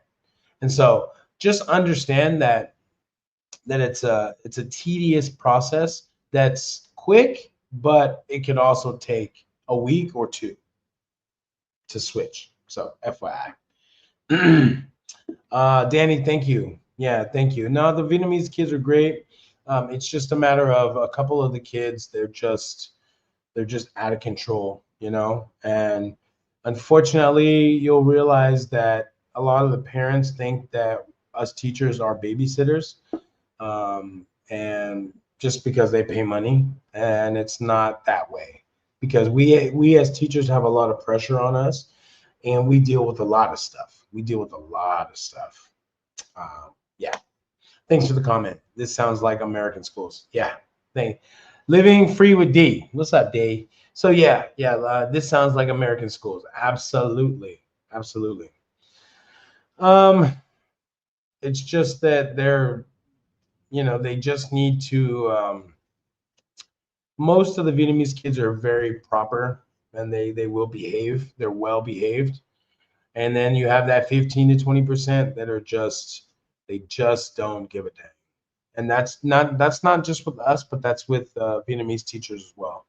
Less with their homeroom teacher. If a new teacher comes in, yeah, they'll eat you alive if you let them. D, thank you. Miss Tyner says, what if you have a TEFL 120 hours and have 2 associate's degree? I mean, that's a associate's degree. So what? You want to combine them and make them a bachelor's? I'm just kidding. I'm just joking. But yeah, you need a bachelor's. I wouldn't necessarily. I would, honestly, everything you need a bachelor's, I would say. But I've never actually heard of anyone that had an associate's that used it. So it might be difficult. Just gonna say, it might be difficult. But there are jobs out here, FYI, there are jobs out here that will accept a teacher that doesn't have a bachelor's degree. If you have a TEFL, just get that certified and get it legalized and go on your way. Find that job. But again, there are recruiters who can get you jobs, but if you don't have a degree, it's gonna cost you more money, a lot more money, a lot more money. Now I'm talking about 1,000 USD, 1,500 USD. That's what if you don't have a degree, a bachelor's degree, it's gonna cost you that much money. Okay, so don't be sticker shocked when you come across someone who says, yeah, 1,200, 1,500 to place you at a school, right? So basically what they would do is place you at a school that exists here that pretty much will guarantee you a job. But again, you don't have a degree. So it's just a whole can of worms, you know what I mean? They gotta pay other people, other Vietnamese people to look the other way, and it's just a big mess. Just have a degree if you can, but 2 associates, it sounds like you might go into that direction. Just saying. Hi, thanks, Ms. Tanner. Appreciate you. Mary says, how stressful was that period when you didn't get paid and almost lost your visa? Yeah, I mean, that's a great question, man. Thank you for that. Appreciate that. Extremely, extremely. And it was extremely difficult and stressful because not only was I've been here a while, so I understand how things can move here and how slow it is if you don't have a source of income coming in from here. And again, having some money in the US where I could draw from, it was okay, but I prefer not to use the US cash. You know what I'm saying? Like only in dire emergencies. And yet we were still struggling for that period, you know? I was more upset, but then I just got busy, man. Like I just got busy with, building my relocation packages and services. I just got busy with getting into YouTube more. It was stressful, but I started building a life for us. I started building a life for us, and in a weird way, it was probably one of the best things that's ever happened, because then I started live streaming as well. And in my YouTube, even though YouTube is so up and down and it's just whatever, it got me focused on starting my businesses here, like actually doing that. Um, Although it was stressful, it wasn't just stressful for me, it was stressful for my wife as well, my future wife. So I don't know, man. Um, yeah, I don't want anyone to have to deal with that shit, man. Because we just moved down here as well. So that was another thing. Like it was really bad timing. Really bad timing. Thanks for it, man. I appreciate that. Jason J says, "What's up, Jason? Salute to you, my boy. On a realistic budget per month, how much can you save per month USD on teaching salary in Saigon?" That's a good question, man. So it really depends on your lifestyle here, I'll say. So if you're a drinker, when I drank before, I stopped maybe 6 months ago, a little bit more, but um, I will say that in before then, I was spending probably another maybe 200 USD or more on, nah, probably about 200 on like just drinks, like beer. Um, yeah, like beer, basically beer. Yeah, maybe 150, I'll say, a month extra. So I save. So without getting into specifics, I make roughly, I don't know, 1800, roughly 18, 16. Yeah, roughly 1800, pre-tax. Um, and so I can save anywhere from 20 million, which is 500. 20 million is I could save about 500. 20 million. I can save anywhere from, I'll give you a range, anywhere from, if we just go get groceries, we eat a couple of times out, we usually cook. So that's just basically, we do what the Vietnamese do. Obviously, my she's Vietnamese. So, but yeah, we probably save about 500 a month. I'll just say, give or take. Easy. Jason J, appreciate you, bro. So Jason J says, is teaching in Saigon a long-term option with how much things are changing? Let me answer that first. No. No. Or is it something good? Or is it something good for using as a stepping stone to something greater? Yes, you answered your own question. And what is it most okay? And is that what most teachers also do? Yes. Let me get that out of the way because it's blocking me. Yes, it definitely, I will say, yes. Teachers, I'll say this, the fastest teachers that seem to quit are the career teachers. And the reason why I say that is because the career teachers had an actual career um, in their home country. But here, teaching is really different. It's really different. So unless you go and you work at a international school, which is more like your Western teaching, everything else is going to be a variation of, right? Public school, you have, like, let me give you an example. So our classes are either 45 minutes long, 35 minutes long, or an hour and 20 minutes long. That's what I teach. Those three slots. So it just depends, right? So, but I do that in multiple different schools every day and all week. So I have max four, right? This is right now. I have max four periods. So two classes in the morning, 7 a.m. start to like 7:30 in the morning start to um, like 10:30, 11, like 10:45, that's 2 classes already banged out from first period. The second period, so we have a break. So from like 10:45, let's say 11, let's call it 11 to 1:30. Um, that's like nap time. So that's another cool thing. But we don't really take naps. Okay. Before I started working this schedule, I was taking naps.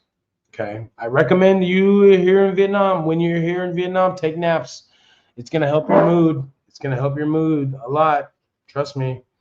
Take that, eat your lunch, take that little, 1 hour power nap. I'm not going to lie. Because and that's every day. It's 2 hours every day. Then the afternoon I work. I'll usually work because it varies every day, but I'll work from like 1:30 to like 4. So that's generally how those schedules work. Every schedule is different. That's just the company I work for, and then everyone else's schedule is completely different. Okay, so I work with probably about maybe 1,000 teachers. Not gonna lie, maybe like 1,000, including Vietnamese, and all of our schedules are different unless we like they're our assistant. So unless we have the same schedule on or the same class, I should say, then it's different. But everyone's schedule is different, and then that's just for that company. There's hundreds, thousands of companies out here in Ho Chi Minh, and there's tens of thousands of companies in Vietnam, tens of thousands. So everyone has something different. They all go through. It's crazy, man. I'm trying to tell you, there's a lot of work out here for us, a lot. So let me knock these questions down. I appreciate that, man. I really appreciate that. Um, let's see. Got you. Did that one. Okay, Jason J, appreciate you, bro. Jason J says, "Do you see more Chinese in Vietnam now more than ever?" Yes. Uh, my building they just moved in, like literally next door. Literally. I heard tourism in Thailand is down and flocking to Vietnam, causing an increase in prices. Yes, that is true. That's what I've heard. My experience is literally the next door neighbors. Literally, I could open my door right now and they're literally right here. They're right here. Um, they are Chinese, right? I just met another guy, literally just 2 days ago. It was 2 days ago in my elevator, and he's Chinese as well. And I didn't know they even moved in, you know. But he lives up on the 8th floor. So yeah, he said, "My name is Connor." Connor. I said, "What up, Connor? What's up, bro? It's good to see you, man." But yeah, yes, right next door, and then one up top.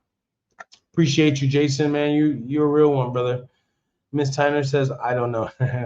Laugh out loud. You funny. Thanks for answering. Yeah, got you. No worries. No worries.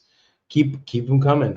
Jason J says, "Is it safe to get a bike there with all the accidents and crazy driving, or worth getting a car instead?" Um, get a motorbike. We ride in the rain. That's actually kind of why I had to push my live today back, was because I had to do some HR paperwork, and um, I needed to drive back, drive back to my home. And so it was raining. So we drive in the rain here. And yes, there are a lot of accidents, but um, I say go for it, man. Get a motorbike. A car, when you have a family, there's already too many damn cars already. Um, so if you can refrain from clogging up these streets, just refrain for a little bit longer and get a motorbike. Do it. I love it. Jason J, man, thank you, brother. Appreciate you. Joe Mary says, "Do you see yourself teaching in the next 3 to 5 years?" No. I'm retiring after this year. Like after this contract, I'm done. No. I'm a business owner. I wanna like go 100% in YouTube. I'm I want to go 100% in my businesses that I'm structured already. So yeah, and that you guys already can know about and stuff, but you guys already know about it. But yeah, that's what I'm doing behind the scenes. Nah, I don't. I really don't. Um, I'm kind of tired, but I'm also like, um, I understand that my future is not in teaching, but it's in helping Vietnam develop, and yeah, in another field. So if I can do that, that would be great. But teaching, I'm always going to be a teacher, man. If people want to, want me to teach them privately, which they found me here on YouTube, just like you guys are watching right now. Yeah, I got private clients right now, seriously, that I teach English that found me from my YouTube channel. So yeah, I currently do that as well, um, in the evenings. I'll do that. I'll do that. But to get up at 4 a.m. in the morning to get myself started, I'm not gonna do that anymore. Plus, I'll be married here, so I'm only working for the visa for now, for this year. That's it, and then we'll be married. Thank you, Tomary. Appreciate that. Tomary says, "Will you ever consider moving back to America for better economic opportunities?" Nah, nope. 35 years is long enough. I'm good with that. Um, yeah, I would rather move to another country and continue the expat life, than go back to that area. Just because, yeah, I'm not looking to have an easier life. I like I like what I like. I'm not a super fancy guy that needs like the shiny bells and whistles. I like to stack some bread, and build business. See if I can help Vietnam, and other than that, that's it, man. I mean, I'm not trying to go back to being, I don't know, man, going back to like that stress, that it's stressful, man. It's stressful having to check it out, man. Just like, why would I go back to a place where I have to go put an application in just to go live somewhere? Why would I go back to a place that doesn't look kindly upon my people? Why would I go back to somewhere like that? Vietnamese, at least I can get the fuck away from them, you know? So that's it. But nah, never again. I'll go visit, of course, but I've had it. I feel like I've outgrown the US and that mentality. I'm not better than anybody in the US. I'm not better than anybody.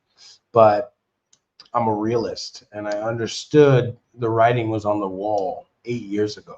I saw that shit 5 years before that. It's just that you know, I was in it. I was in the fire. I was building. I was growing my company so huge, and then yeah. So, anyways, all good, man. All good. But no, never. Thanks for the comment. I feel like Vietnam and Asia in general is not made for foreigners to be highly successful. It really just depends. It depends on what your highly successful looks like. My highly successful is completely different than anybody else's. But I mean, and this is by no means my like end all be all, but my thing was I wanted an opportunity to start a better life somewhere. I knew that if I had to start over, I would have to start from the ground up. So for me, what was the best way when I actually pivoted it was to teach English. It was a soft landing. I didn't know what the hell I was doing in the beginning, but um, I know me. I have confidence in me. So 6 years later, I've made it work. Um, I was nervous in the beginning, yeah, but I also think that Asia. But I like that about Asia. I like that they're not trying to let every Tom, Dick, and Harry come into their country and take over. This is not our country, you know. Vietnam's not going to sell their soul to some damn foreigners. Don't get me wrong. I know conspiracy theorists. I know, I get it. But in theory, they're not gonna just let some foreigners come in here and say like, yeah, I'm gonna buy that, and then like the U.S. did. The U.S. you can buy anything you want. Foreigners come in there, buy hectares, buy hella hectares, 2, 3, 4, 5, 6 hectares, and then they just shut out the American people. Put a big factory right there, right? Sold out America, right? So I think that's what's going on here is that a lot of I just speak from an outside perspective. I don't know shit, okay? But I feel like Vietnam is doing really well when it comes to allowing turning the faucet on just a little bit. Now, would I hope that they can make reforms? Of course. I think that for the younger teachers that are coming in here, yeah, they need more protection. They need more protection because it's just not good. But yeah, that's debatable. I mean, I guess it's debatable if Asia actually doesn't want foreigners to be highly successful. I mean, it makes sense. Why did you come over here and be a millionaire? It's like nah, let our people be millionaires. But that's not how the world works. You know what I'm saying? So you know as well as I do. Thanks, Chomer. I appreciate it. How much commute weekly to go teaching? That's a good question, man. You are absolutely killing it with these questions, bro. Um, so how much commute? It depends, man. I'll be honest. You either gonna have to ride your motorbike to each school. Again, it depends on which organization you go with, right? So again, English teaching is not just language centers. It's an array of different stuff. But let me put them under an umbrella for you. Okay. We have number one, language center. Okay. Language centers are going to probably be the easiest jobs you can get as a teacher. And they're going to pay on the lower side, but it's more of a set schedule. So the last couple years, 2 years, language centers have been going down, FYI. So I'm just gonna put a little star with that language centers, it looks like they're gonna become obsolete, or at least they're gonna cannibalize each other. And it's just gonna be a few different language centers moving forward into 2025 and into 2026. However, right now, so there's language centers, and then there's um, public schools, and then there's international schools, which basically is like public school but for private. It's private. Okay, so those are basically the three things of teaching you're going to be able to do. And of course, you can do side hustle teaching as well. Okay, we're not talking about that. That's extra. But those three structures, basically, it's like this. Um, yeah, entry level language centers and public school. Okay, these are entry level jobs for the most part. Okay, and then the international school is basically wants you to have a master's degree. Okay, so if you're a teacher, if you're an actual teacher, educator from your home country, I would skip public school and language centers and go get an international school, an international teaching job, straight up. You'll make more money, and you'll be highly qualified. Okay. Now remember what I said at the beginning. It is very competitive now. Okay. But yeah, I don't have a master's degree, but I was able to go through 3 rounds of just this past like in July with an international school. And had I gotten that job, it would be exactly what I've been doing now, but more of a stable, not stable, but more of a regular teaching position, right? At a teaching, like at a real like platinum like school, let's just say. So, but I'm glad I didn't get it. Let's just put it that way. So if you work at a language center, the reason why I said that, because the reason why, if you work at a language center, then you could just go straight to the language center. You have a year. That's your center. If you work at a public school like I do, I'm all over the place. Okay. Each day, right? I have like 8 different schools I go to, right? So let me give you an example of what my schedule looks like every week. Every single week, and then I'm going to get back into, after this question, I'm going to get back into our presentation, but and our discussion. But I go to Tanben, where I live. Okay, I go to Tanben, and this is not in any order.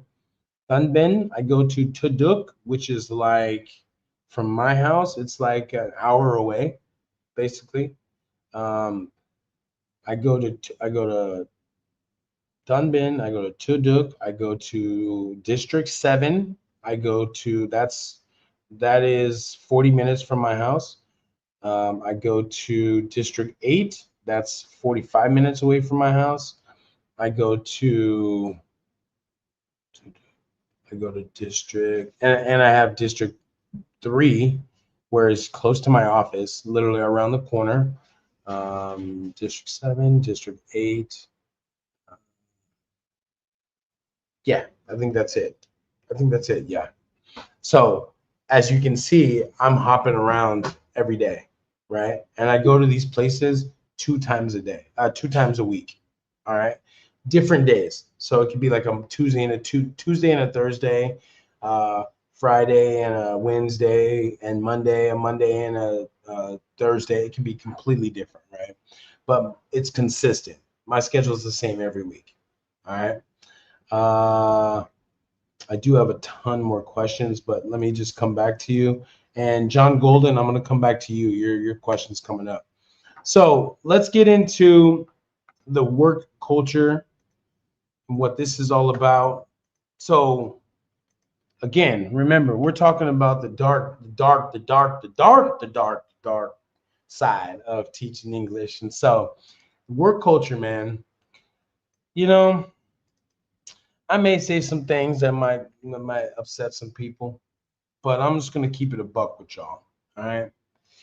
Not everybody's your friend. Okay.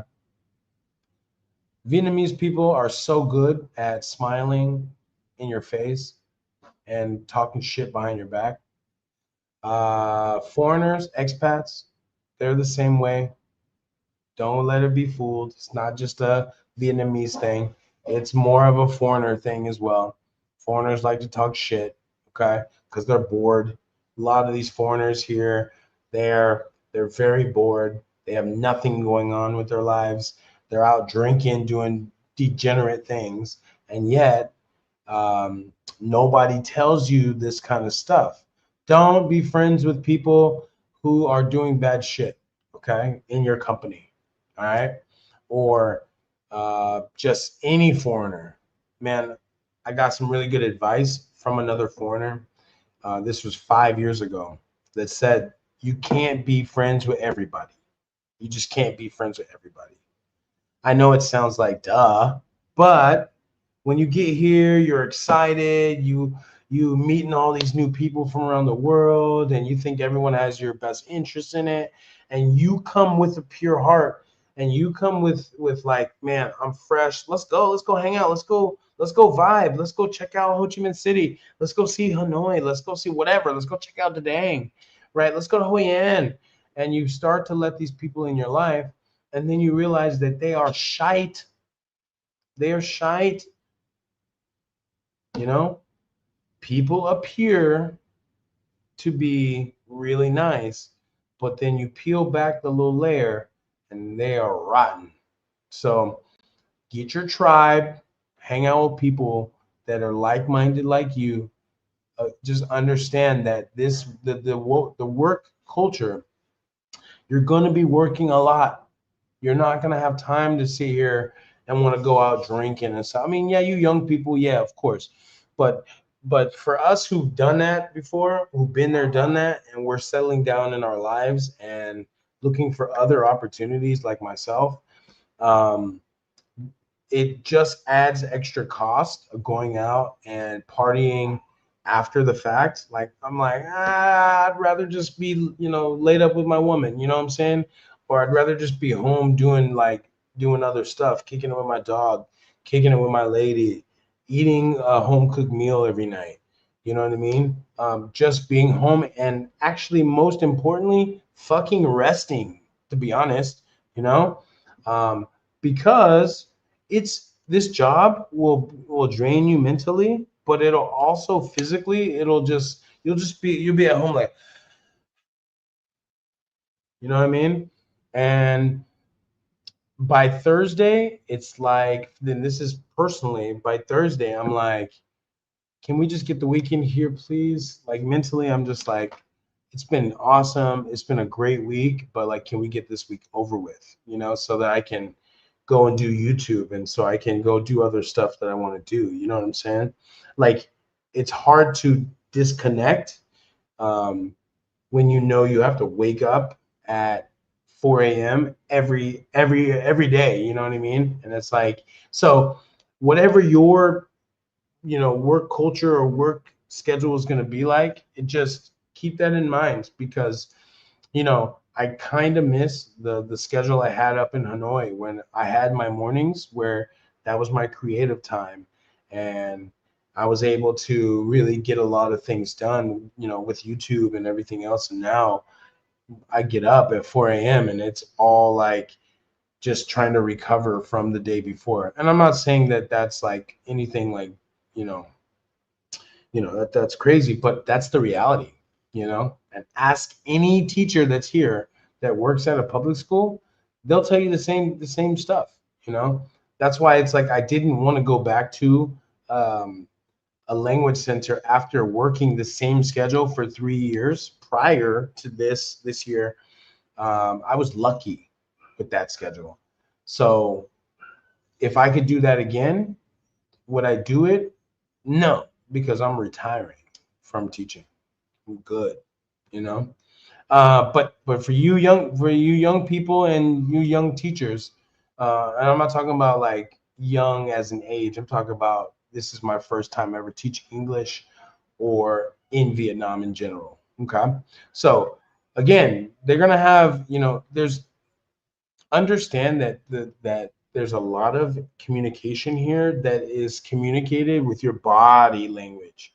All right, and you can get thrown off from Vietnamese body language. Okay, they're like, okay, thank you, bye, okay, and then you're like, damn, that was really good. Yeah, I really like that AC. Yeah, she was really cool. Or I really like that TA. She was cool. That teacher was really cool, man.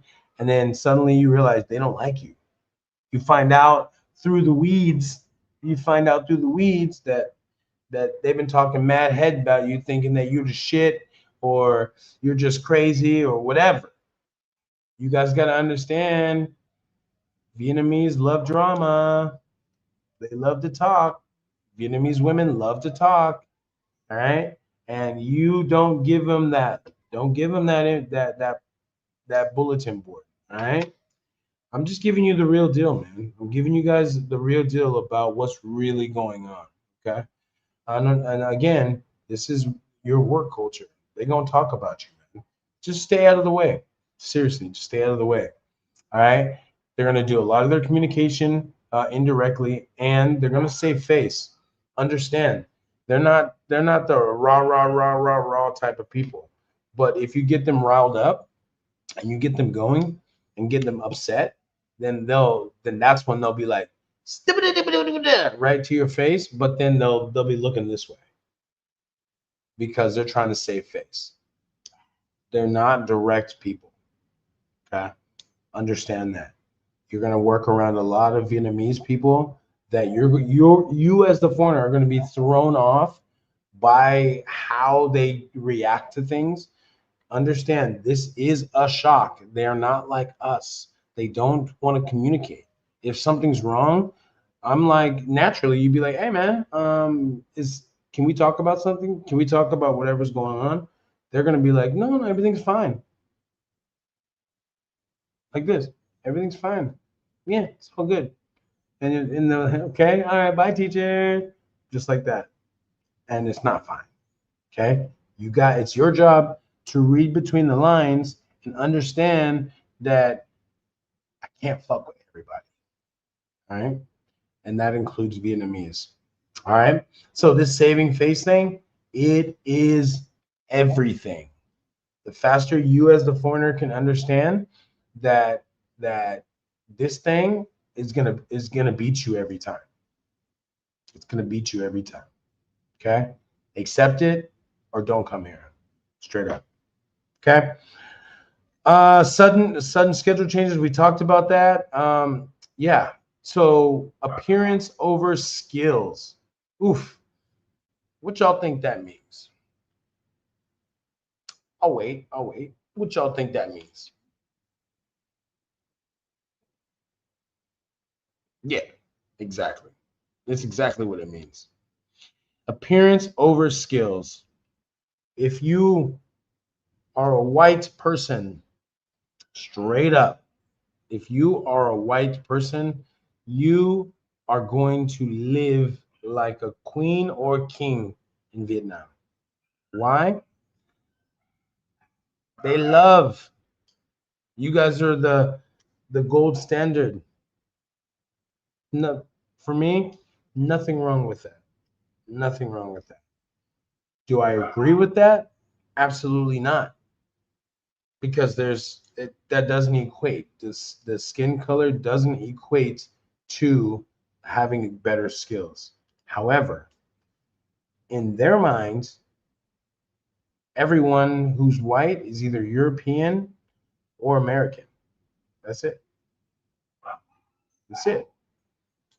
So they're starting to understand that obviously there's other people of other colors that come from the West, right? I'm giving you a little bit of the watered down version, but because I don't want this video to get demonetized. But at the end of the day, um, do I have an issue with that? No, absolutely not. That this is their country. They can employ and have and like whoever they like, right? They don't necessarily have to like the way I look, but they have to respect me, no matter what. I'm a human being, you know? And so uh, I get this question a lot. How do they treat blacks and how they treat black Americans in particular? They treat us well. I'm not gonna lie. They treat us well. We have to come here in better numbers and in bigger numbers and set a better example for this generation. That's it. That's all I'm saying. But yeah, gotta understand. The faster you can understand that, and it's changing with the preference of white. It's changing, and I've only seen it change physically these last 3 years. More so these last 18 months, for sure. Limited mentorship or support for foreign teachers. That is facts. Again, if you're a teacher, if you're a real teacher, I would absolutely first go to international schools, check them out, do whatever I can to get in there.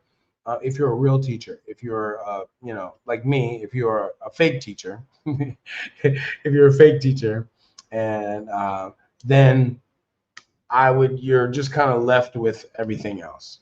Okay. So just understand that, I'm not by trade a teacher. Okay. Um, okay. Students respectful, but the admin expectations are high. Some places will make you do admin work, administration. So they'd make you do admin work, and you don't get paid for admin work. Yeah. So the benefits of being with a company like what I'm with now, there's no admin work, or very, very, very, very, very, very, very, very, very light admin work, like checking boxes. That's it. And yeah, so if you can do that, I worked at companies previous that it was just all admin work, and it was just like, dude, I realized after a while, every week I was getting it accumulated to about 5 extra hours of admin work, and every week. And so I was like, bro, I mean, admin work is like grading, grading and um, doing checking boxes and stuff on like questionnaires and daily reports and weekly reports and monthly reports, like shit like that, and grading their tests and stuff. You know what I mean? So yeah.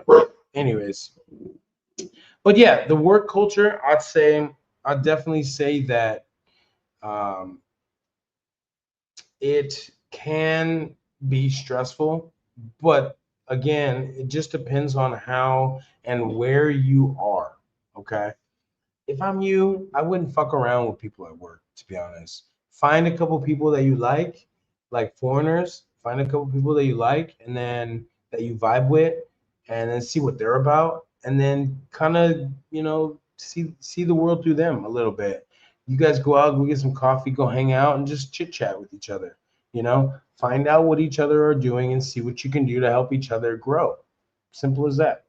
Okay. Teaching is a good resource. It's a good vehicle to get here, to understand and get paid for that. But it's not the end all be all. I'm just going to tell you that right now. And if you guys are really getting some good value out of this, man, hit that like button for me, right? You see it there. If you want to support this channel, please hit that subscribe button. I don't know what's going on with YouTube, man. They're not really pushing any of my videos right now. So I do see that, and if you guys don't know, I've been dropping videos the last couple weeks, but I haven't been getting any views. And so if you're not getting any notifications, let me know. That might be part of it, but yeah, I don't know what's going on. But let's get back to these comments, and then I'll get back to that. Let's see. Where is it? Okay. John Golden. Hey, what's up, John? Salute to you, my boy. Hello. I am currently teaching in Japan. I have 120 TEFL and a master's degree with 2 previous years of teaching experience. I'm 52 in November. How does Vietnam feel about older teachers? So international schools, they won't have an issue. Definitely won't have an issue. But, and I mean, if you're here, then you know that Asia does have an ageism, right? There's an ageism here. So it's roughly, I mean, you're probably 12 years over the ageism here, to be honest. But don't get me wrong, you can still get a job here. Okay. Language centers, you can definitely get a job. International school, they won't have an issue either. So just go check out an international school. If you have issues with international schools and they're like, and you're getting the runaround, then you know it's ageism. But I've seen older teachers as well in international schools, so you shouldn't have an issue. Okay, if you do, I would go check out some language centers. I don't know if you would just, it's going to be beneath you, to be honest. Um, that's why I'm kind of weary about just telling you that. But yeah, it's just going to be beneath you if you want to go switch it up. But I mean, if you're a humble man, you want to just get in and experience it, then by all means, go start with the language center and then go from there. But you'll quickly say like, yeah, but you'll quickly say, I need an international school job, but you did miss the hiring process already. So you might have to jump in there. If not, get in to public school. It's probably going to be more up your alley, and you get paid more than you would at a language center. So if you need help with that, just hit me up. I'll point you in the right direction for a public school job. So My email is it's the channel name, TheStoryofKT. You see it right there, right here at gmail.com. Just email me. And that's for anyone. If you guys have any questions about teaching English, just message me. I'll try to answer as much as possible. And if not, set up a consultation with me, and I'll really point you in the right direction. John, thanks for that, man. I really appreciate it. And I always forget, but I'm just gonna throw it out there. If you guys want to help support the channel, I have a Cash App. It's right there. It's $ the story of KT, man. I would really appreciate it. Anything helps grow the channel, make it better. Yeah. So yeah, I really appreciate that. And again, man, hit the like button. I really just want this channel to grow. I shoot you guys straight, so I'd appreciate you if you guys would just hit that like button. And if you want, if you can donate to the Cash App, that would be really cool. Let's talk about some taxes. I'm gonna go over this real quick because I think we've kind of gone around it. But to pay the pay of taxes, let me pull up my handy dandy PowerPoint for y'all. Bear with me. Okay, so pay taxes and the visa reality. I will say this, man. I don't like that my visa is tied to my job. I don't like it. I just don't like it. I've never liked it. It sucks because what if a job sucks? You're stuck. You're stuck for that period of time. If you want to do the right thing and go by that contract, right? That's why I'm saying it's very important that you guys really vet and do your due diligence before you get into a contract. Because again, this shit lasts for 9 months, 6 months, 1 year. And if you once you end that contract, then your visa is basically going to be revoked. So you're going to have to leave the country. There's no ifs, there's no ands, and there's no buts about it. You're going to have to leave. And that company, no matter how much you did them a solid by never showing up late, always covering shifts, so forth and so on and so on, and being a great employee, as soon as you tell them, nah, I think I need a break, and they're gonna cut you off quick. Don't think that these jobs are for you just because you have white skin or just because you are a great employee. They don't give a damn about you. They just don't. All right. They don't give a damn about me. They don't give a damn about anybody else. Trust and believe. Every month, since 4 months ago, 5 months ago, uh, I still have a little doubt in my mind. Are they going to pay me? You know what I'm saying? So it sucks, man. Average salary here is going to be anywhere from 1,200 USD to 2,000 a month. Again, it fluctuates because, again, if I'm on salary, okay, so not a lot of jobs give you salary pay and don't work you to death. FYI. Okay. Where I'm at now, very good balance. Yeah, you work hard, but it's micro. It's like you work hard in a small amount of time, and then you're free to do whatever you want. I like that kind of vibe. So it's going to be anywhere from 1,200 to 2,000 a month. 2,000 a month and above is going to be for international schools. Easy. Uh, I was looking at easily 1,000 to 1,200 um, increase if I would have got that job. But I got a good job. I'm getting paid pretty well right now. Pay cuts during holidays. This is a big one. So not necessarily in the Vietnamese holidays that they'll cut your pay because that's illegal, and that's cut and dry, black and white.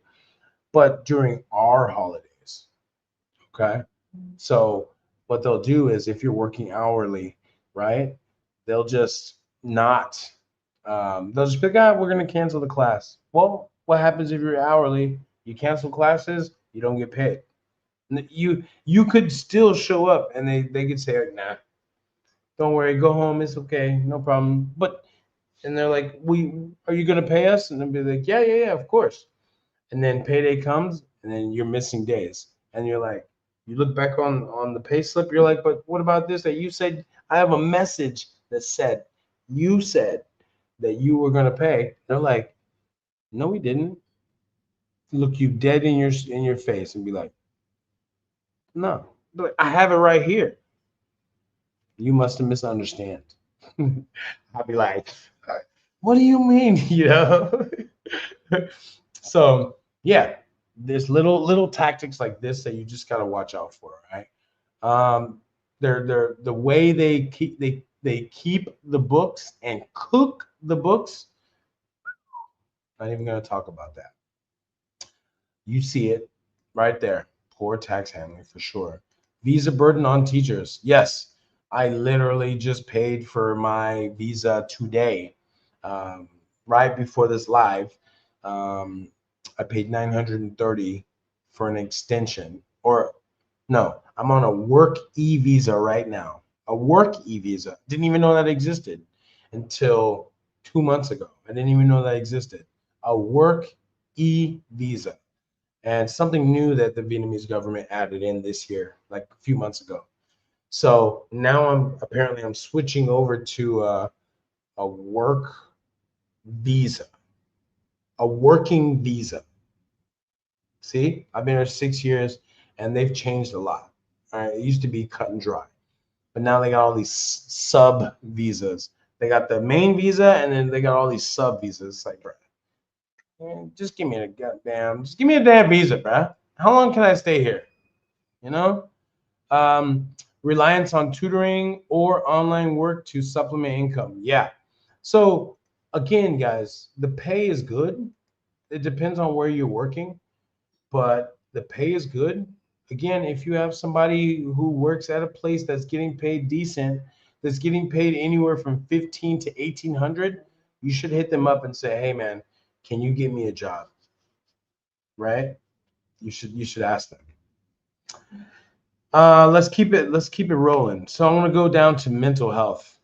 All right. So this mental health is a huge thing here, y'all. Is a huge thing. Burnout and the community. I'm gonna tell you this right now. You will burn out. You know where I see a lot of these young teachers, and I'm not talking about age. I'm talking about you could be 50 and you just started, right? You could be 50 and just started. Um, when I say young, burnout's gonna happen, and it's just gonna be like you're gonna get that fatigue of like, bruh, why is it always so hard to get around the city? Why is it always so many freaking people? Why is it why? This constantly goes through your mind, you know? It doesn't go through my mind. I've accepted the fact that there's a lot of people here in Ho Chi Minh in particular, but in Vietnam in general. And I've accepted the fact that this is a marathon. This is not a sprint, especially with the especially with the contract I'm on. It's a marathon, so you have to pace yourself. Again, Vietnam can be very, very challenging every day. It's going to be. Expect it. Just expect it, you know, because it's new to you. It's fresh. The once the wool comes over, you know, the what do they say that the wool removes from your eye or whatever, and then you actually start to see it for what it really is, then it can be a little bit disheartening. But just understand that it is what it is. Like, love the country for what it is, not for what you want it to be. You know what I'm saying? It's let them grow. Let them grow at their pace, right? And that's the one thing I really do like about Vietnam is it still feels rugged, you know? Even in 2025, it still feels rugged. And that's a lot of the things that I love about Vietnam is that it's rugged, but then it's also, that's the shit I don't like as well. There's some of the things I don't like that's too goddamn rugged. I'll be like, hey, bro, why are you pissing in front of the school, man? Are you kidding me, bro? Why you dick out, man? At all? There's a toilet right there, my boy. It's unbelievable. And there's like little things like that where you'd be like, bro, why are you doing that in front of children, bro? Why are you, and this leads to burnout. So you have to take spa days. I mean, even men, okay? Take your spa days. They're cheap, they're affordable, not cheap, but they're affordable here. Get your feet done, y'all. Men, speaking to you, women, I know you got this, girl. I know you got this, but get into the habit of self-care when you get here. Trust me, when you get your massages and stuff, get your brain massage, your neck massage, get your back massage, start getting into the habit of doing that. Self-care is the only way that you're going to make it through the year. I promise you. All right. I promise you.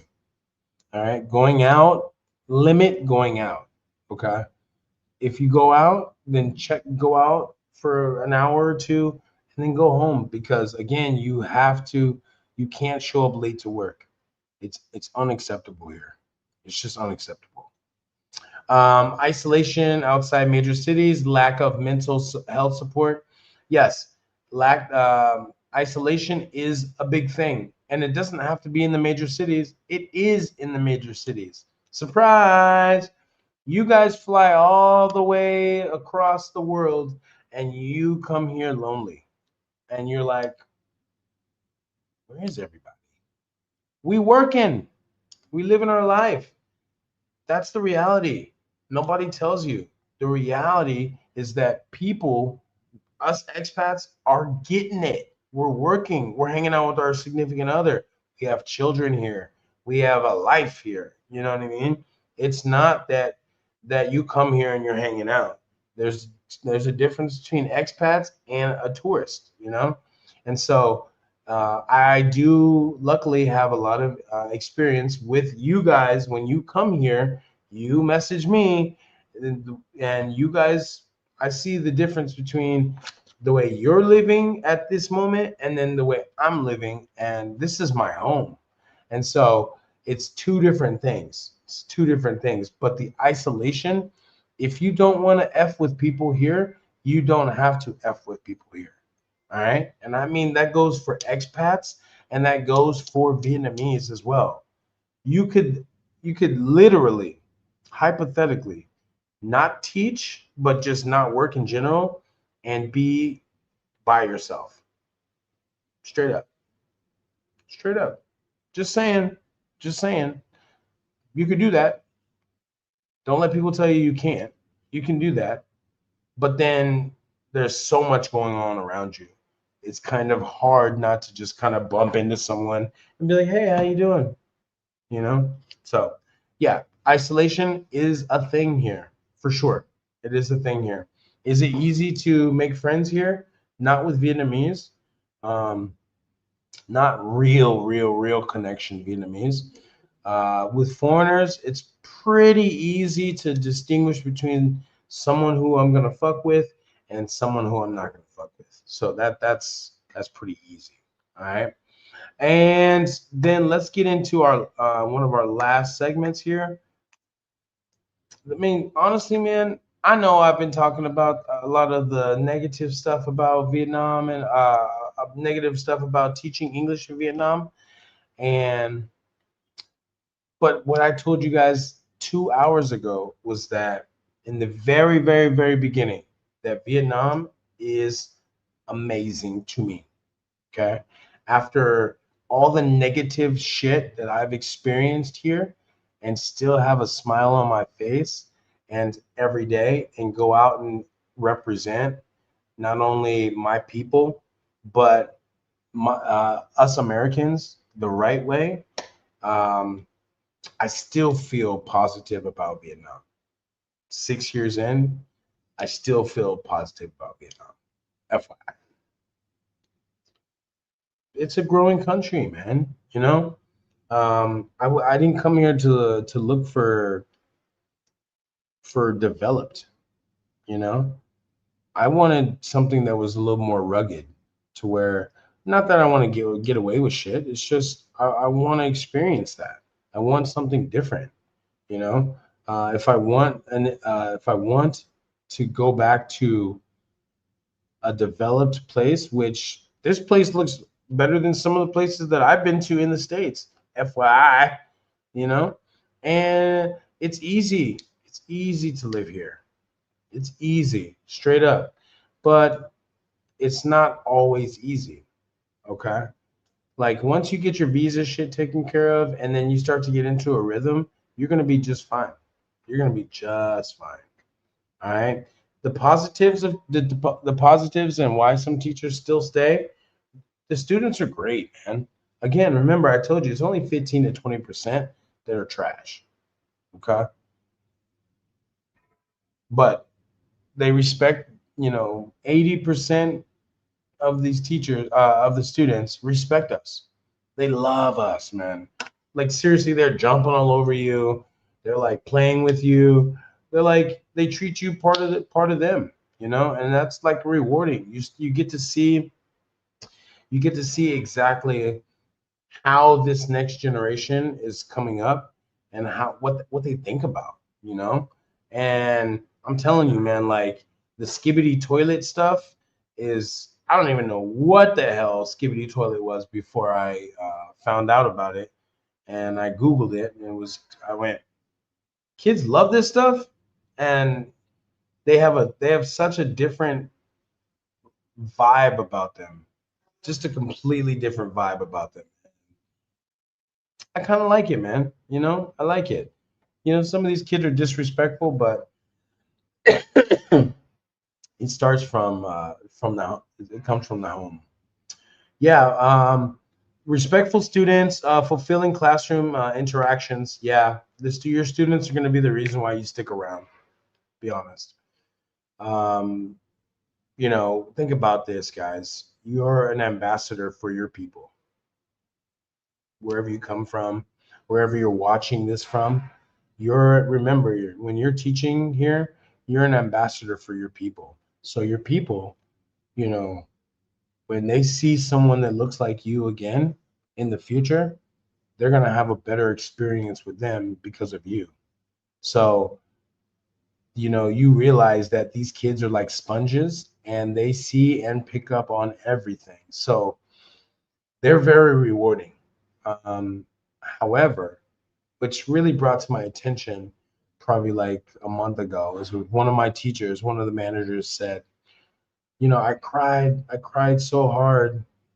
And I said, she's like, and she was referring to, she cried so hard when she left at the end of the school year last year, because her kids, she's like, I just can't. And I was like, I looked at her like this. I mean, like, uh, okay. And she was like, what, you don't cry? When I'm like, why would I? It's just a job.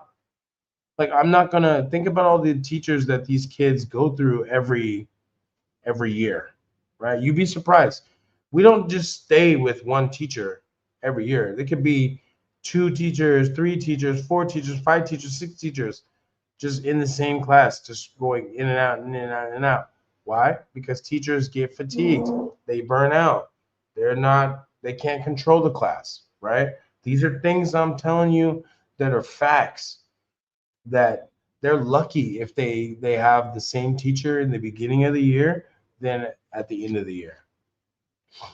I'm just telling you. All right. The reason why teachers stay is the low cost of living, and there's room to be creative, right? You have to understand that it depends on the job type you get, language center, public school, or international school, or you just plan on doing a tourist visa and uh, teaching privately, right? You can do that as well, but you just have to leave the country, keep coming back and forth every 3 months. But you can be creative here without it costing a lot of money for you to rest your head. You know, that's what I love about Vietnam as well. Opportunities to move into business, content, or consulting. Yeah, yeah. I can't tell you how many opportunities there are available here for you guys. Really. And I'm not even talking about teaching.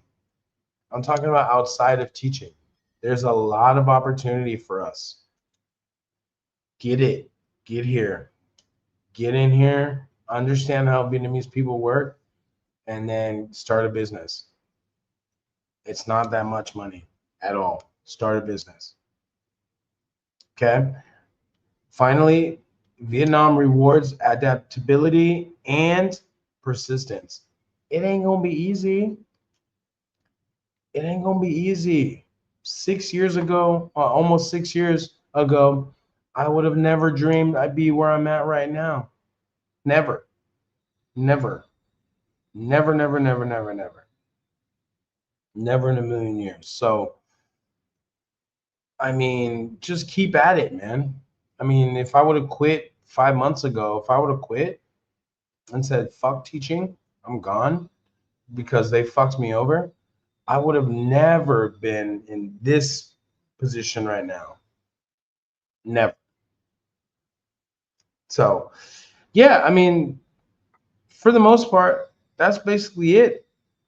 That's basically it. I just, I just think that you guys need to have more realistic expectation about what it really means to teach English here, because it's easy to get a job, but it's not easy to understand how shit works here.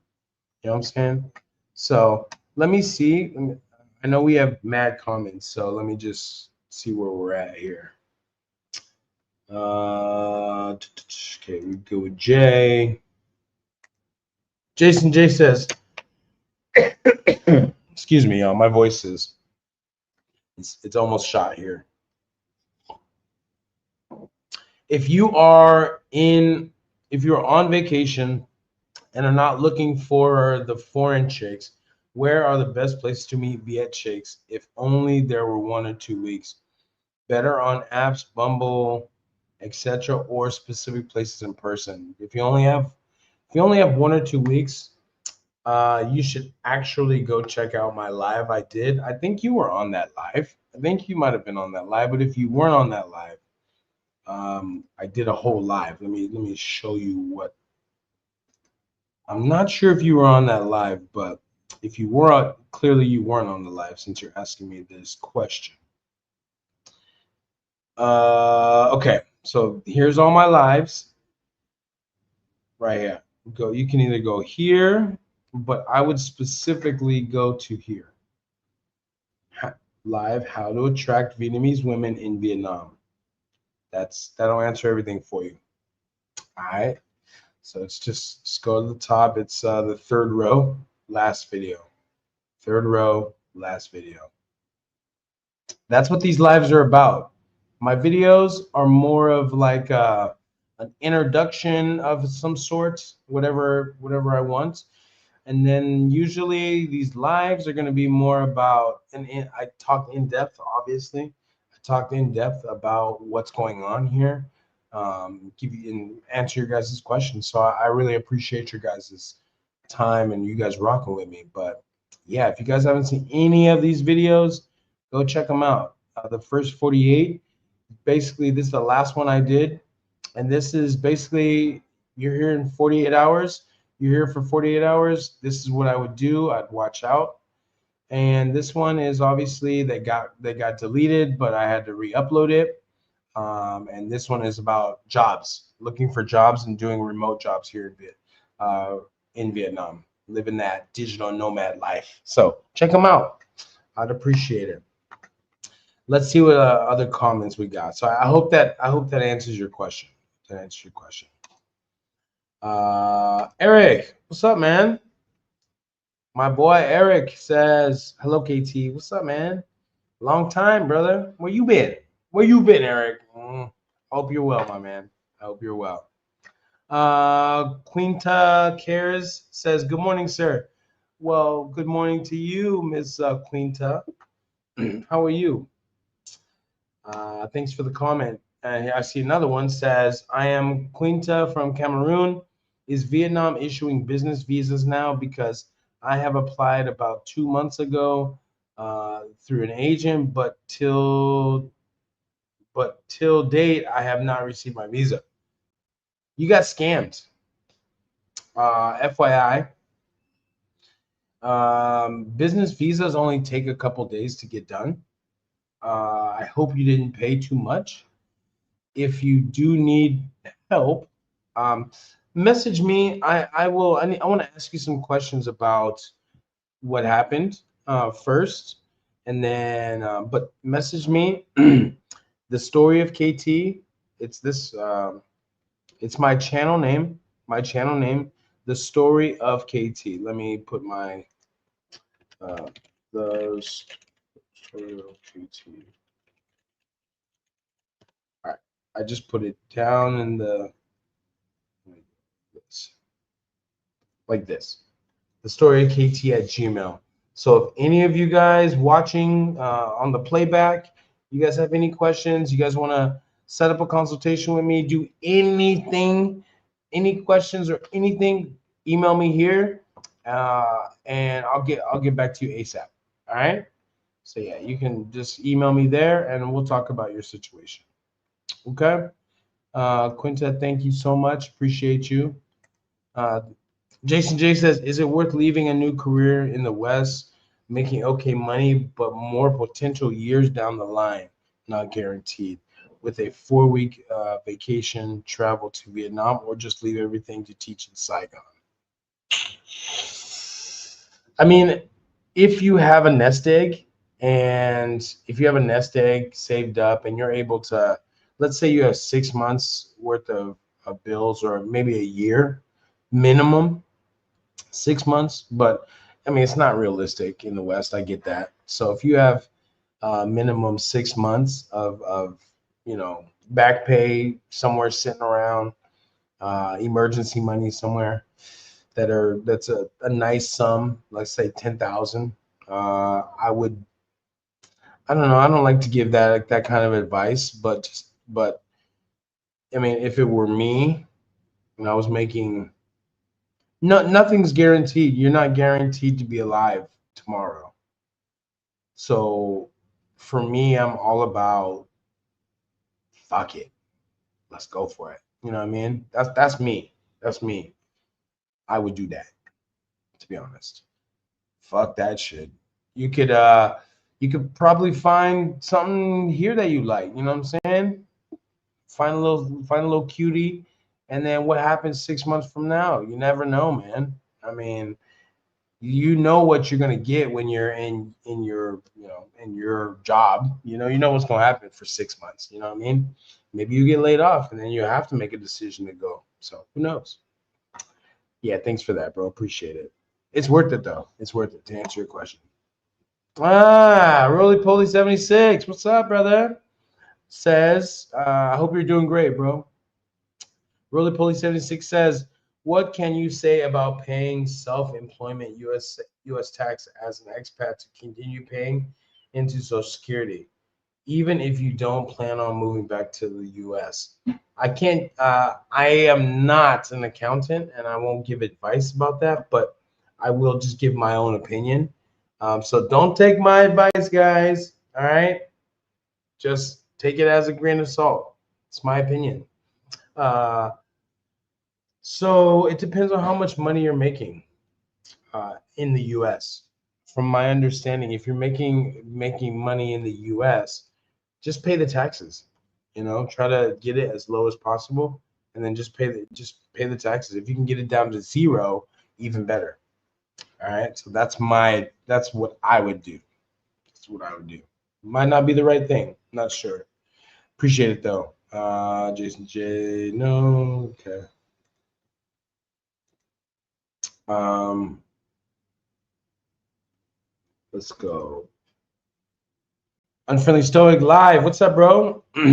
Nice to see you, dog. So Unfriendly Stoic says, do you recommend District 6 if you are used to D1? it's night and day.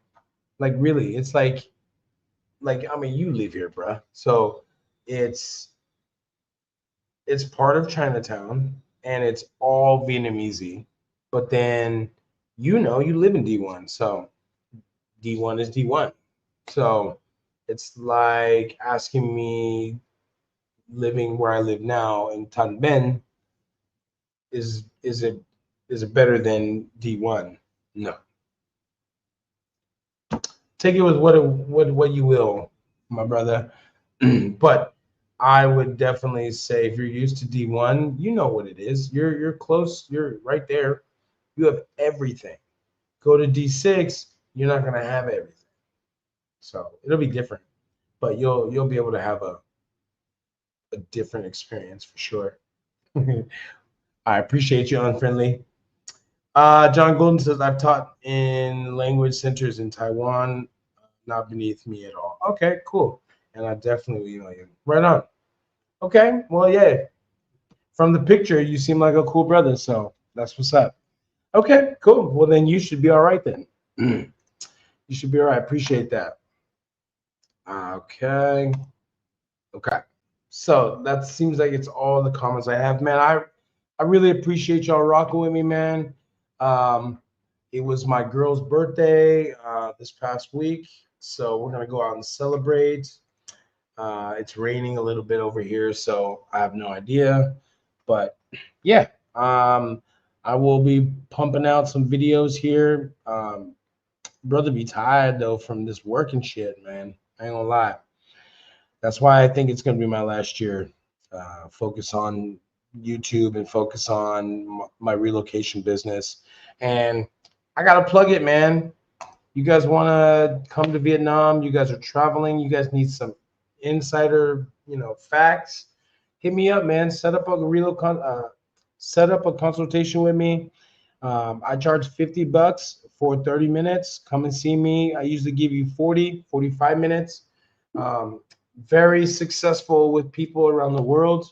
You guys have been rocking with me. I really appreciate that. But yeah, if you guys need some help or anything, I can give you guys some insight, direct you to people, vetted people that actually will get you jobs, that will actually get you hotels, apartments, that will get you your visa. I can help you on your VIP visa service from Ho Chi Minh Airport, get you through immigration faster. Like I've been noticing a lot of my subscribers have like, I didn't even know that you offered relocation services. Well, surprise, I offer relocation services, guys. And if you need anything, don't don't hesitate to hit me up first. All right. I keep trying to tell people this, and then they don't do it, and then they get scammed. The visa takes forever because they went on their e-visa instead of just hitting me up. I can get you a day. I can get you in a day. Okay. I can get it. I can get you a visa, not me personally, but my visa lady can get you taken care of and squared away like that. VIP service on through immigration, through Hanoi Airport, and through Ho Chi Minh City Airport. Okay. You don't want to wait in those lines for like 3 hours. Okay. 2 to 3 hours. Let's just say 2 hours. All right. So I can help you with everything. I got a lot of connections here. I've vetted them. I've used them. Right. Car service, all that stuff, man. Accounting and lawyers. So help me help you. All right. So I don't see any more comments. I'm gonna go have some fun, take my lady out, and I hope you guys have a really good evening. And I really appreciate you guys rocking with me. Those of you who are in Vietnam, much love to you guys. See you on the next one.